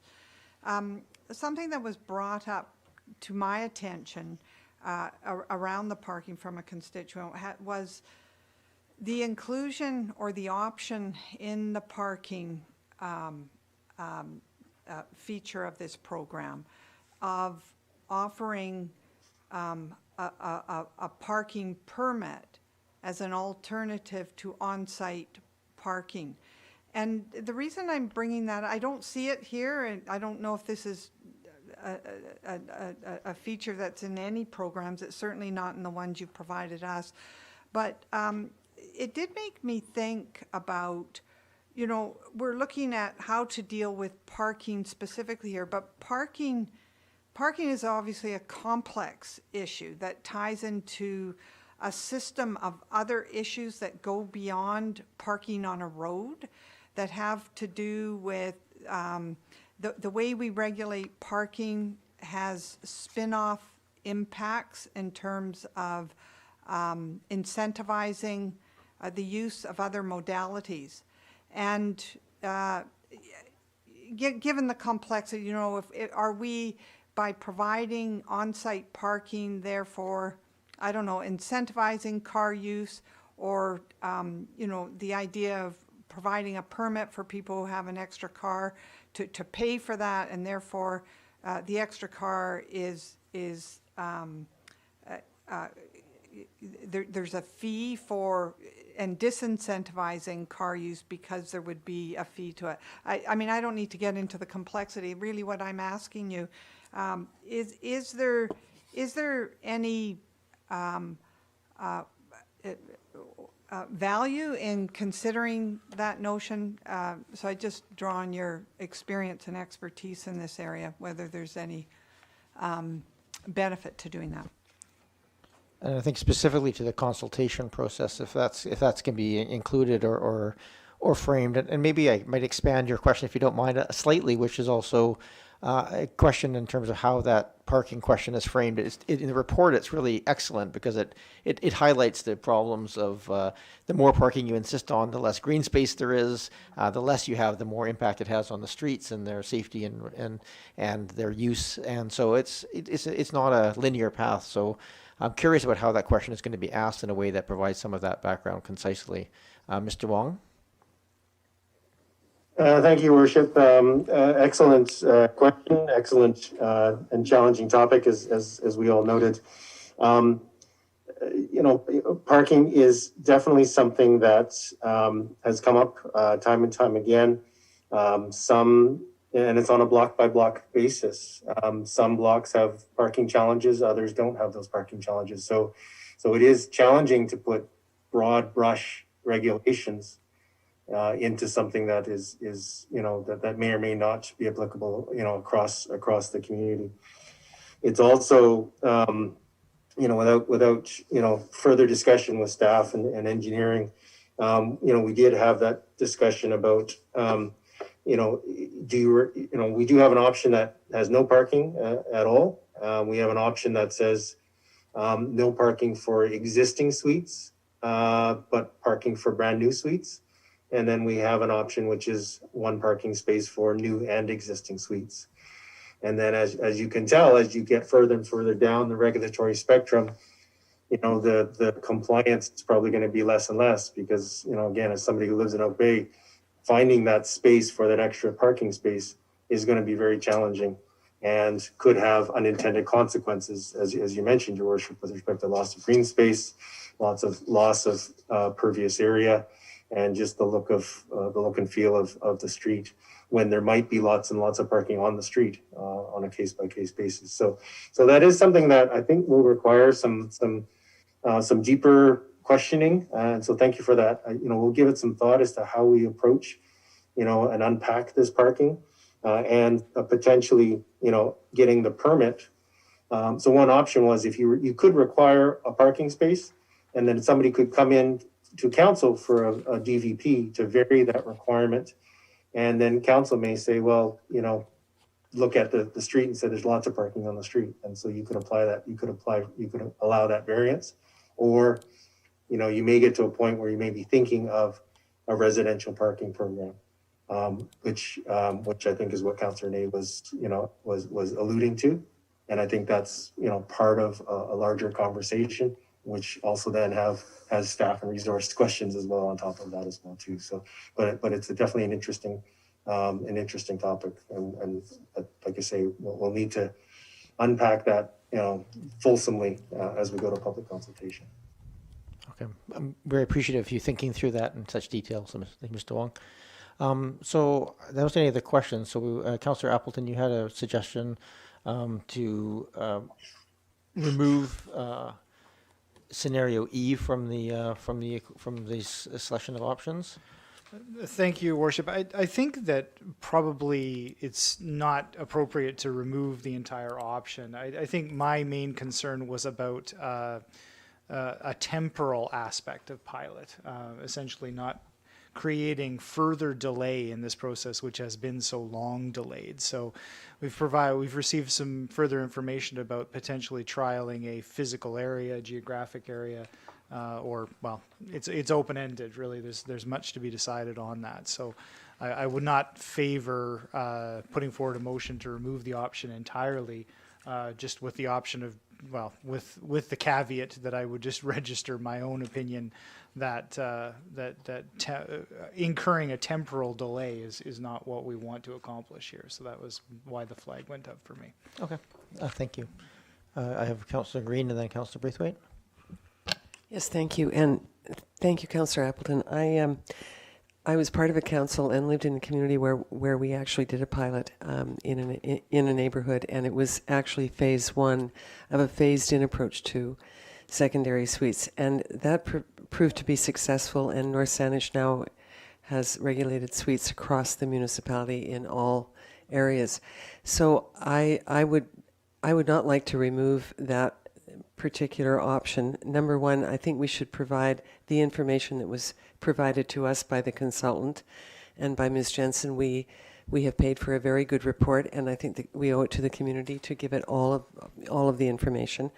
I understand, though, your concern that some people might perceive that as a delay. What it actually does, though, it enables a community to test some of the characteristics of secondary suites that should be tested. You can see there's a real diversity among communities about how they regulate, if they regulate, whether they enforce. Some don't.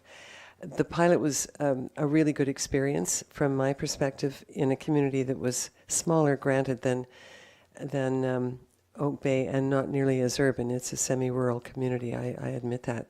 But it really garnered a buy-in. And over time, the community we had full support at the end of that process. So it's just comments from my perspective. Thank you. Councillor Braithwaite, go ahead. Thank you, and I wouldn't disagree with Councillor Green's comments. However, the one area where I would like to make a little bit of a suggestion would be that when I look at this, the scenarios A to F, I really feel that scenario A, where it says no owner occupancy required, that to me is something that wouldn't fit well within our community, and so I would like to propose that we take scenario A out of the mix and just keep scenarios B to F. Okay, I'll take it as a motion. That's probably the simplest way of dealing with these. So if there's a seconder, Second. move forward. Moved and seconded. You should have quasi-motivated already. Is there anything else you want to add to your comments? No, I think that in all of the information that we've read and all of the feedback that we've had from people, that was one of the top things that people, I mean, some of the top things were owner occupancy and parking and regulation. Owner occupancy, I think, was probably one of the top things, and I think that sits well with most of the people in our community, and I would like to, acknowledge that by removing scenario A out of the options. I don't. So I appreciate the comment. One of the we have here is the staff and the consultant have done an effort to create 7 scenarios out of almost an infinite number of variations of options. Scenario A is the only one that has no additional parking required as an option. So I'm wondering if maybe the motion should just be to remove the owner occupancy not required as one of the options available in that piece, because that might make it a little simpler. Before you answer that, though, I'm just going to, Mr. Wong, I just, from what your conception is of taking this to the community, if that is the will of council, I'm not saying it is, we haven't had that discussion, but if that is the will of council, without impacting other aspects, but owner occupancy being a critical factor, what would be the best way of moving that forward in this layout? Thank you, Your Worship. yes, there are a number of components in scenario A, as you mentioned, that are different than the other scenarios. Parking being one. The second being the land use, in that the suites are permitted in all single-family homes. There's no minimum lot size as well too. So it is, I suppose, the most, the least restrictive of all of them. And so if it is council's, if the owner occupancy is the issue that council, in their understanding of the community is one that should be consistent across the board, I would suggest potentially keeping scenario A in, and then having owner occupant, just changing the owner occupancy piece, because there are many other aspects of that for consideration. Just for council's information, and it may not have been clear in our description. As you move from scenario A through to B, C, D, and E, and F, those items that are actually bolded in blue are the things that change from scenario to scenario. And so the difference between B and A is that the areas that are bolded, that suites are only in RS1 through RS5, there's a minimum lot size. Boarding is not permitted, and one off-street parking. And then you go to the next one, the area that's in blue bolded is the maximum unit size. And then scenario D, the 150 square meters. And so maybe that's a way to present to the community instead of the whole table. It really kind of shows, here's the difference between A and B, here's the difference between B and C, C and D, E and F. And it's those ones that are bolded are the ones that you should really be thinking about as you move down the spectrum. But with respect to owner occupancy, if that is really something that council consistently thinks that they hear from the community, and it's something that is kind of table stakes, then yes, I would suggest keeping scenario A in, and then just changing owner occupancy to being required for scenario A. Councillor Braithwaite. And thank you for that, and thank you for that explanation. Sorry, I was looking at a printed copy in black and white, so I didn't realize of the bolding. But I'm okay with that, actually, because it does then leave the door open for everyone to be able to have their opinion. But I would like to see where it says owner occupancy, that it would be the same as the others, that it's required. So procedurally, you want to modify your motion to I just will. change the one item? Yeah. Is the seconder amenable to that? Friendly amendment, that'd be fine. Thank you. So you're welcome to do so with the mover and seconder with an agreement. So the motion that you want to put forward is just to remove the owner occupancy under that, and just as not required, to making it required as it is with other things. So on that item, can we just have a quick discussion on, go ahead, Councillor Ney. Well, I don't have a problem with the whole scenario being included as it reads now, mainly because I'm understanding this is a tool to get information. It's not considered really an option per se that that will come back and tell us whether the community agrees with this option. It's a way to elicit information. And as for owner occupancy, I would like to hear what people's opinions are around that and not make the decision outright at this table. I mean, I'm thinking of a scenario where somebody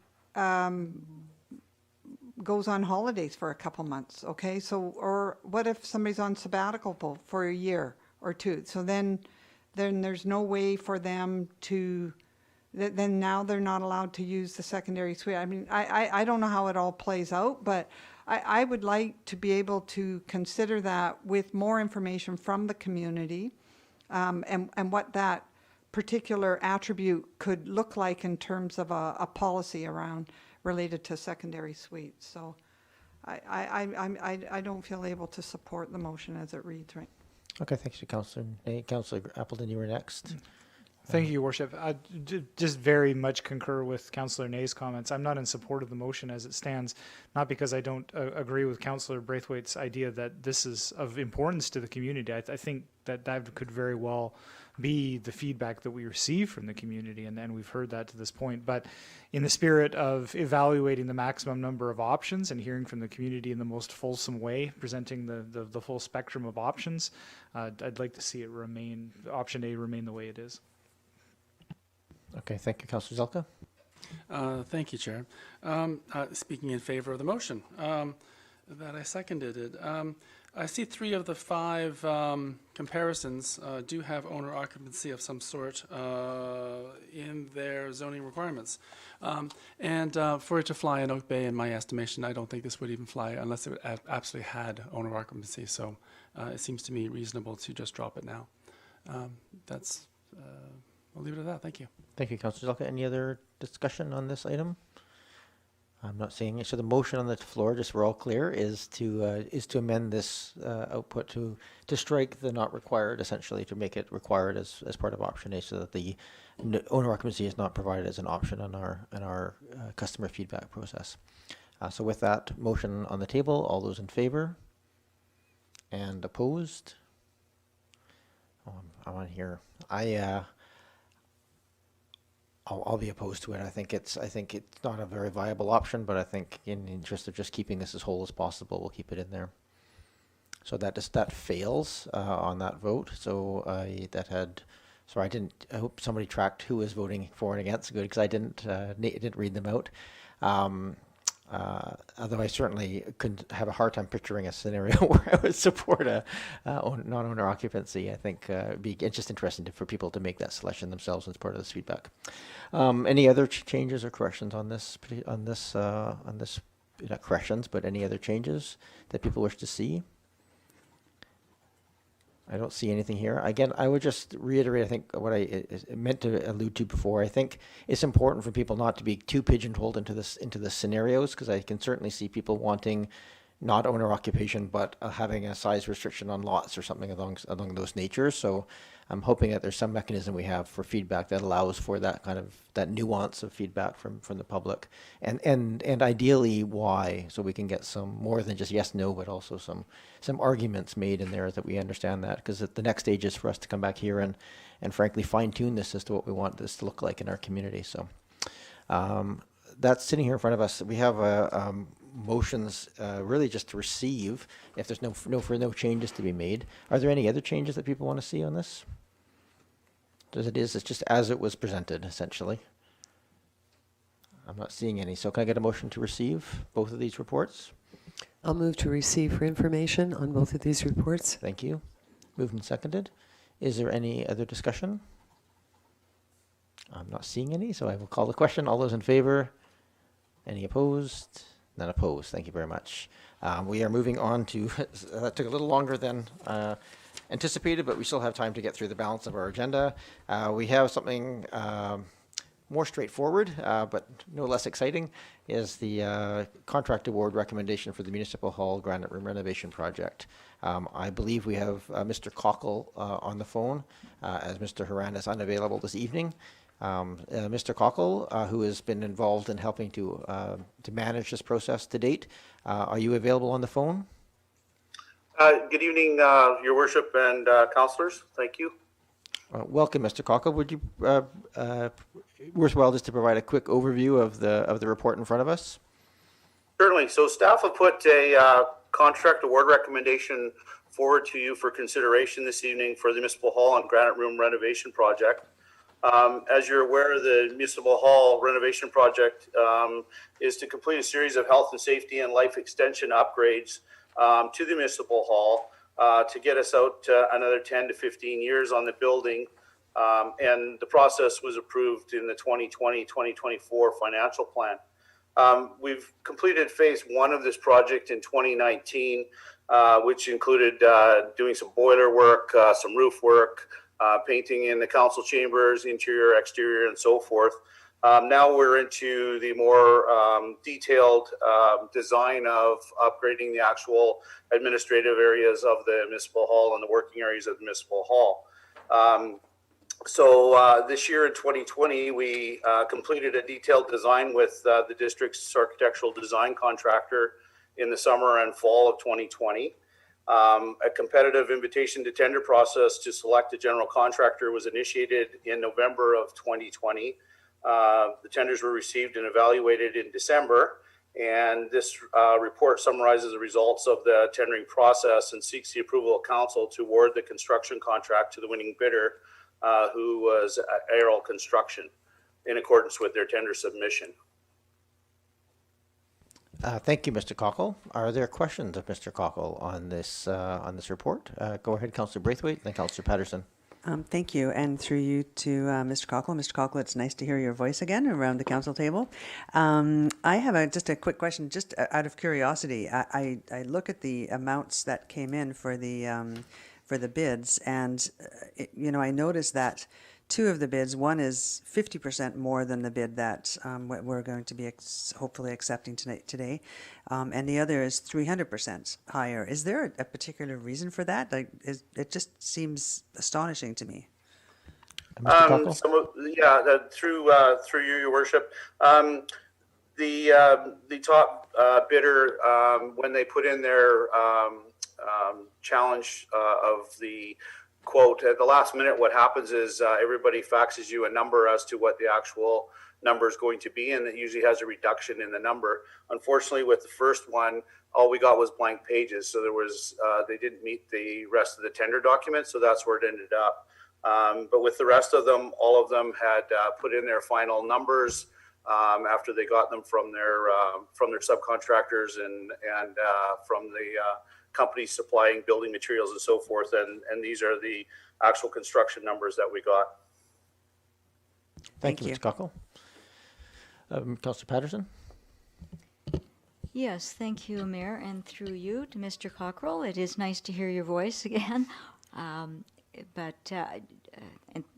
I certainly appreciate Councillor Braithwaite asking that question, because it certainly was skewed numbers that on the tender. On this, a couple of questions that I have, and I think with Mr. Horan not here, it would be difficult for Mr. Cockrell to answer them, and so perhaps note could just be taken and we can deal with it at a different time. But in terms of the 2016 Building Asset Management Report, I would be interested in knowing how Phase 1 and 2 of these renovations, how they compare to that asset management report and the recommendations in the report on both the scope of the work and the total cost estimates, because right now that is the only document that as a member of council I have to refer to for the building asset management. And the other thing, perhaps Mr. Cockrell will be aware of, but the intent in the report is to extend the life of the building 10 to 15 years. And I don't want to anyone to construe that I don't think that the work is necessary. I absolutely support the work being done in Municipal Hall to bring the work environment up to a more appropriate standard for our staff. But it does say that this is to extend the life of the building 10 to 15 years. And the cost of the seismic upgrading is prohibitive. Understandable, but if it would be good to have a follow-up to that, so to know what the recovery plan for Municipal Hall services if a seismic event occurred. And that may also have to wait till Mr. Horan comes back, or perhaps another member Probably of the does. staff I would can have. answer. Yeah. Thank you, Councillor Patterson. Mr. Cockle, you're here. If you're able to answer either of those or both of those questions, you're more than welcome to do so. Otherwise, we can raise it later with the Director of Engineering. I am still able to speak to the 2016 report because I was involved with that as an employee. What we were told in that report was that it was going to take us a minimum of $100,000 a year per year in maintenance to the Municipal Hall in order to keep it running for the next 10 years. That was in 2016. So in the 4 years from 2016, we didn't really start anything until 2019. So that's when we started putting some money into the building and actually doing the first 2 years. What we did is figure out what actually needed to be done with the building before we made some decisions to move it forward. So, but the 10-year plan over of that report was that we would be spending $100,000 a year. And to speak to the seismic piece of it, it's incomprehensible to do the seismic work on this building based on how it was built. Every contractor we talked to said, if you're going to do that, it's a tear down. And that's a decision that I think as we move forward here, council will make that decision, hopefully 10 to 15 years out, so we can continue to function in this building and make the decisions we need to make on some of the other buildings that we have in the municipality that also have to be renovated or updated. Does that help?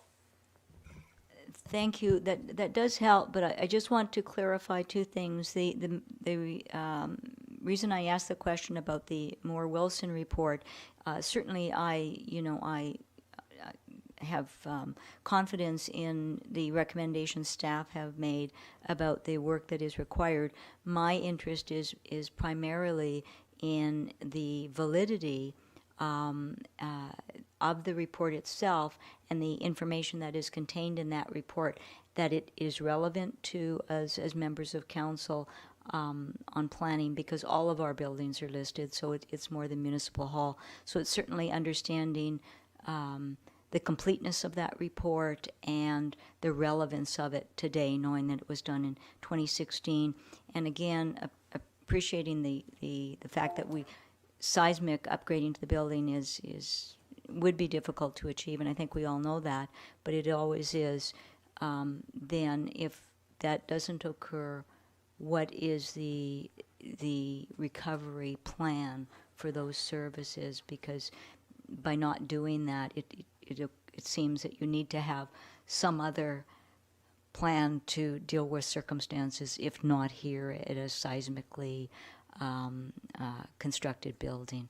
So, and perhaps those things can wait and we can deal with them at another meeting, but I would be interested in knowing those what the answers are.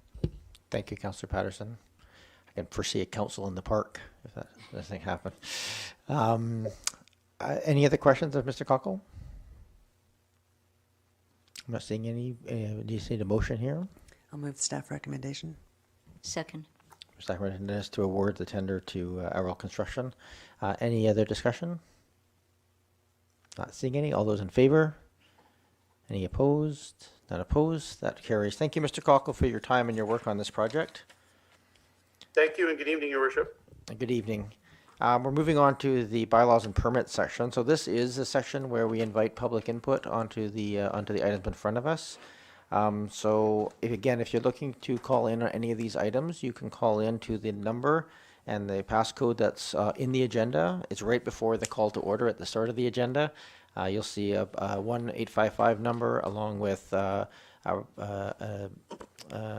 actual meeting numbers and the passcode to join. So it's just a standard sort of teleconference type joining. I would ask that you mute yourself until you're ready to talk, I think is required, or this is the first time we've used this. Ms. Williams, is that something that we can control the muting, or something that we can control the muting? So don't worry about that. Just call in and we'll take you on as you wish to speak. So item first up on the agenda is development variance permit and an upland siting and design for 2740 Beach Drive. Ms. Jensen, we've had this in front of Committee of the Whole. Previously, it's gone out for notification. Can you provide us a quick update or overview of this item? Ms. Jensen, are you there? Can you hear me now? We can hear you now. Yes, thank you. I feel like one of those cell phone commercials. Yes, so council did see this proposal on December 14th, where the applicant was proposing to construct a new 2-story home with 2 accessory buildings in the rear yard. One of the aspects of that proposal was a requested variance to the side lot line for placement of one of those accessory buildings. Coming out of the Committee of the Whole meeting, the council did recommend that the development variance permit application be denied and that the siting and design application be referred back to staff to work with the applicant to site that accessory building so that no variances would be required. So as such, no notification has gone out for the proposed variance, and the applicant has been working on revising their plans to ensure the accessory building is compliant with the zoning bylaw requirements. Based on what Committee of the Whole recommended, we do anticipate that would then come back to an upcoming council meeting. Okay, so the appropriate motion here is that the siting be denied, and just as it's worded here, is that correct? That's correct. Okay, thank you very much for that. Are there any questions of staff on this item? Councillor Zelka? Point of procedure, if we deny it, isn't there a 6-month, no, they can't apply again for 6 months? Correct. If it's unchanged, they cannot bring it back again. But if it's changed, it may come back. I'll make the motion as per the staff report. Second. Moved and seconded. Thank you. I just have one just point of clarification, because I asked this of staff earlier, but it might be of interest to the council and to the public. We have not, where recommendations at the committee were to not move it forward, they essentially died there and went back without coming to this table. This is the first time we've had a recommendation to decline come to the council table. So I'm just going to ask Ms. Williams, this is a new thing for us, so could you, maybe a brief explanation of why, if it's the committee recommends against it, it still comes to this table for discussion? Thank you, Your Worship. The reason that it's before you tonight is simply because it was a committee that made the recommendation that you deny it, and it has to come to council in order for the DP to be issued or denied. So this is to either solidify the committee's recommendation or to make an alternate decision. Okay, and again, reiterating the fact that this is the decision-making body, committees are only recommending. Okay, I just think that's helpful because we have not followed that process in the past, so it might be a bit confusing for people to see it on an agenda item. But in this case, the notification did not go out to the okay, thank you. Any other discussion on this item? Not seeing any. All those in favor? Opposed? Not opposed. Thank you very much. For the next item on the agenda, I'm going to have to just recuse myself as I'm within the a fairly close proximity to the application. So I'm going to hand this over to the current acting mayor, who is Councillor Green. So if you just excuse me for a couple of minutes, I'll step out and just knock on the door when you're ready to call me back in again. Hold on.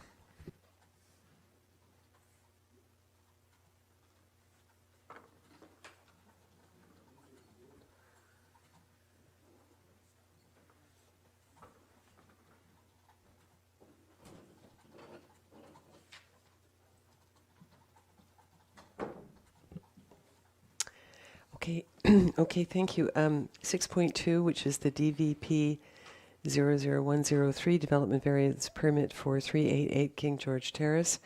And as you know from the notes, this was before us on December the 14th, 2020 at Committee of the Whole. Ms. Jensen, do you have anything to add to the report that you prepared at that time in December? Thank you. No changes have been made since that report in December. I just would note that we did send notification out on the application, which is a 50-meter radius for notification. That went out on December 24th. Correspondence has been received as a result of that notification and is attached to your agenda. Yes, thank you. Ms. Williams, is there anyone on the line for this item tonight? At this time, no, there are no callers. Okay, thank you. Then I'll go to council. This, as I said, is a decision that we made in December. Are there any further comments or questions on this particular application in light of the correspondence that we received as well?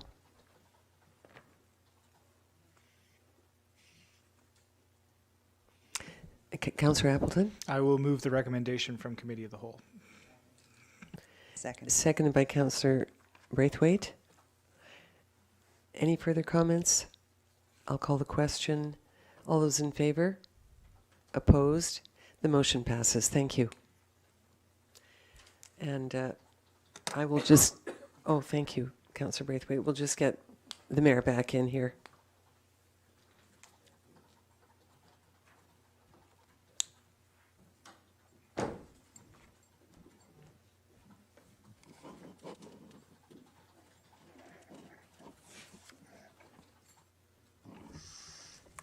Thank you, Councillor Green, for taking over in my absence. You're Much welcome. appreciated. Item number 6.3 on the agenda, Development Variance Permit 2690 Beach Drive. Ms. Jensen, if you want to give an overview.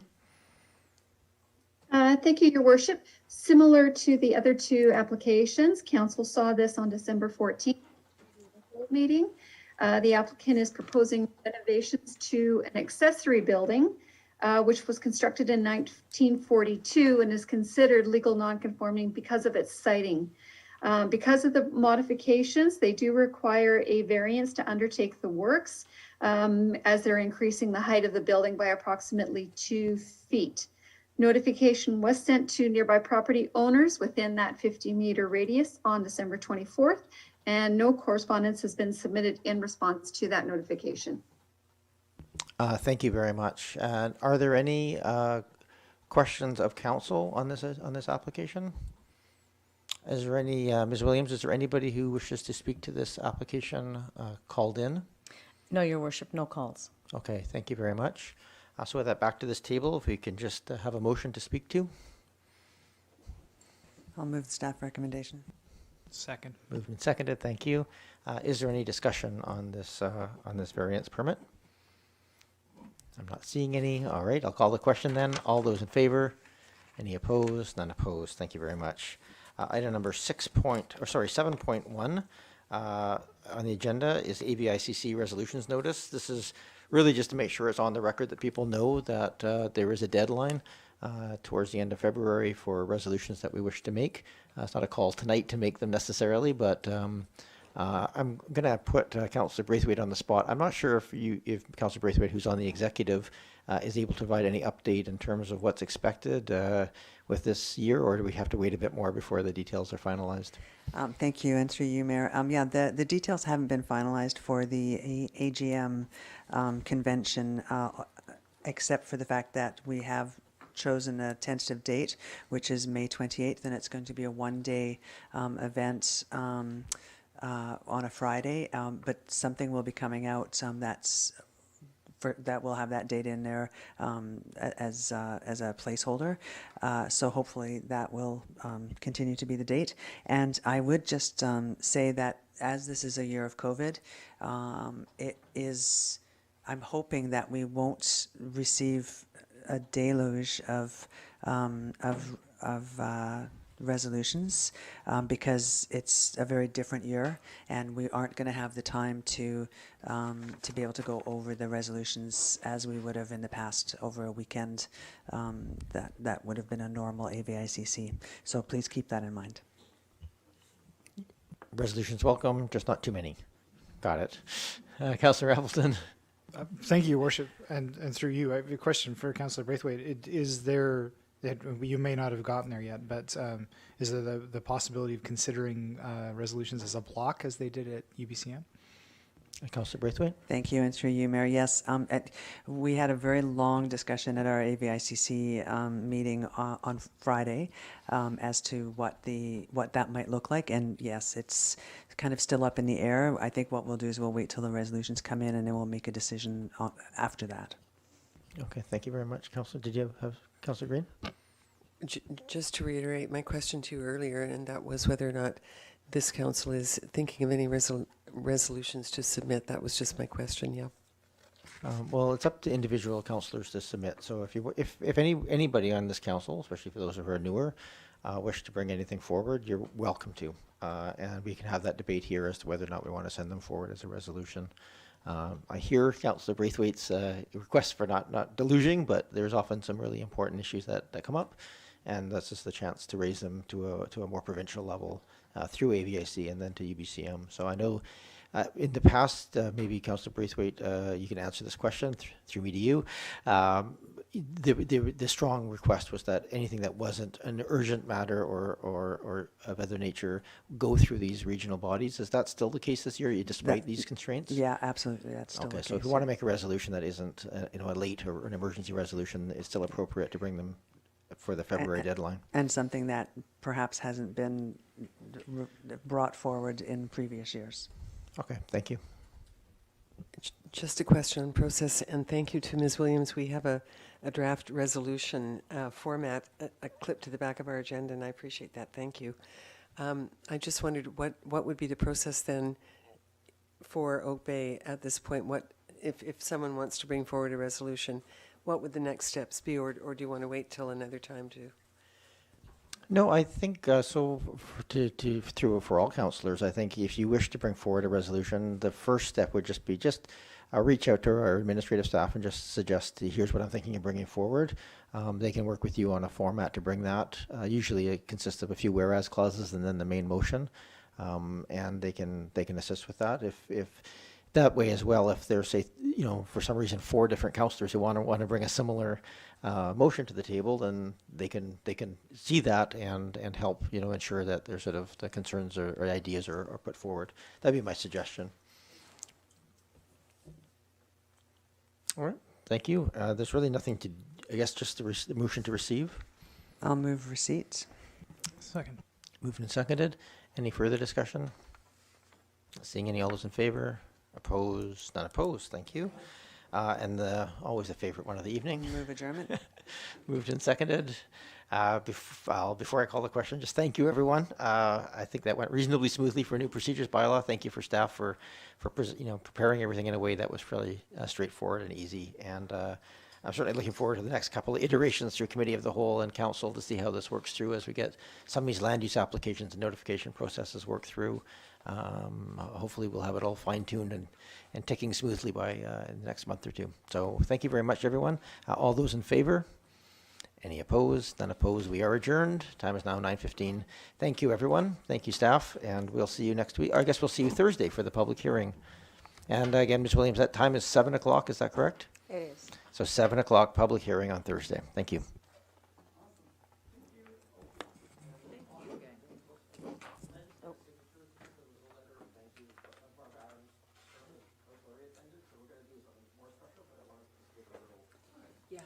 So what we do with that is, with DDPs, if it's going to go, if we want it to go to committee and not proceed beyond that, if there's no desire to see it, committee just doesn't refer to council. They won't go to committee. That's what was budgeted. So the reason this one did, so if we look at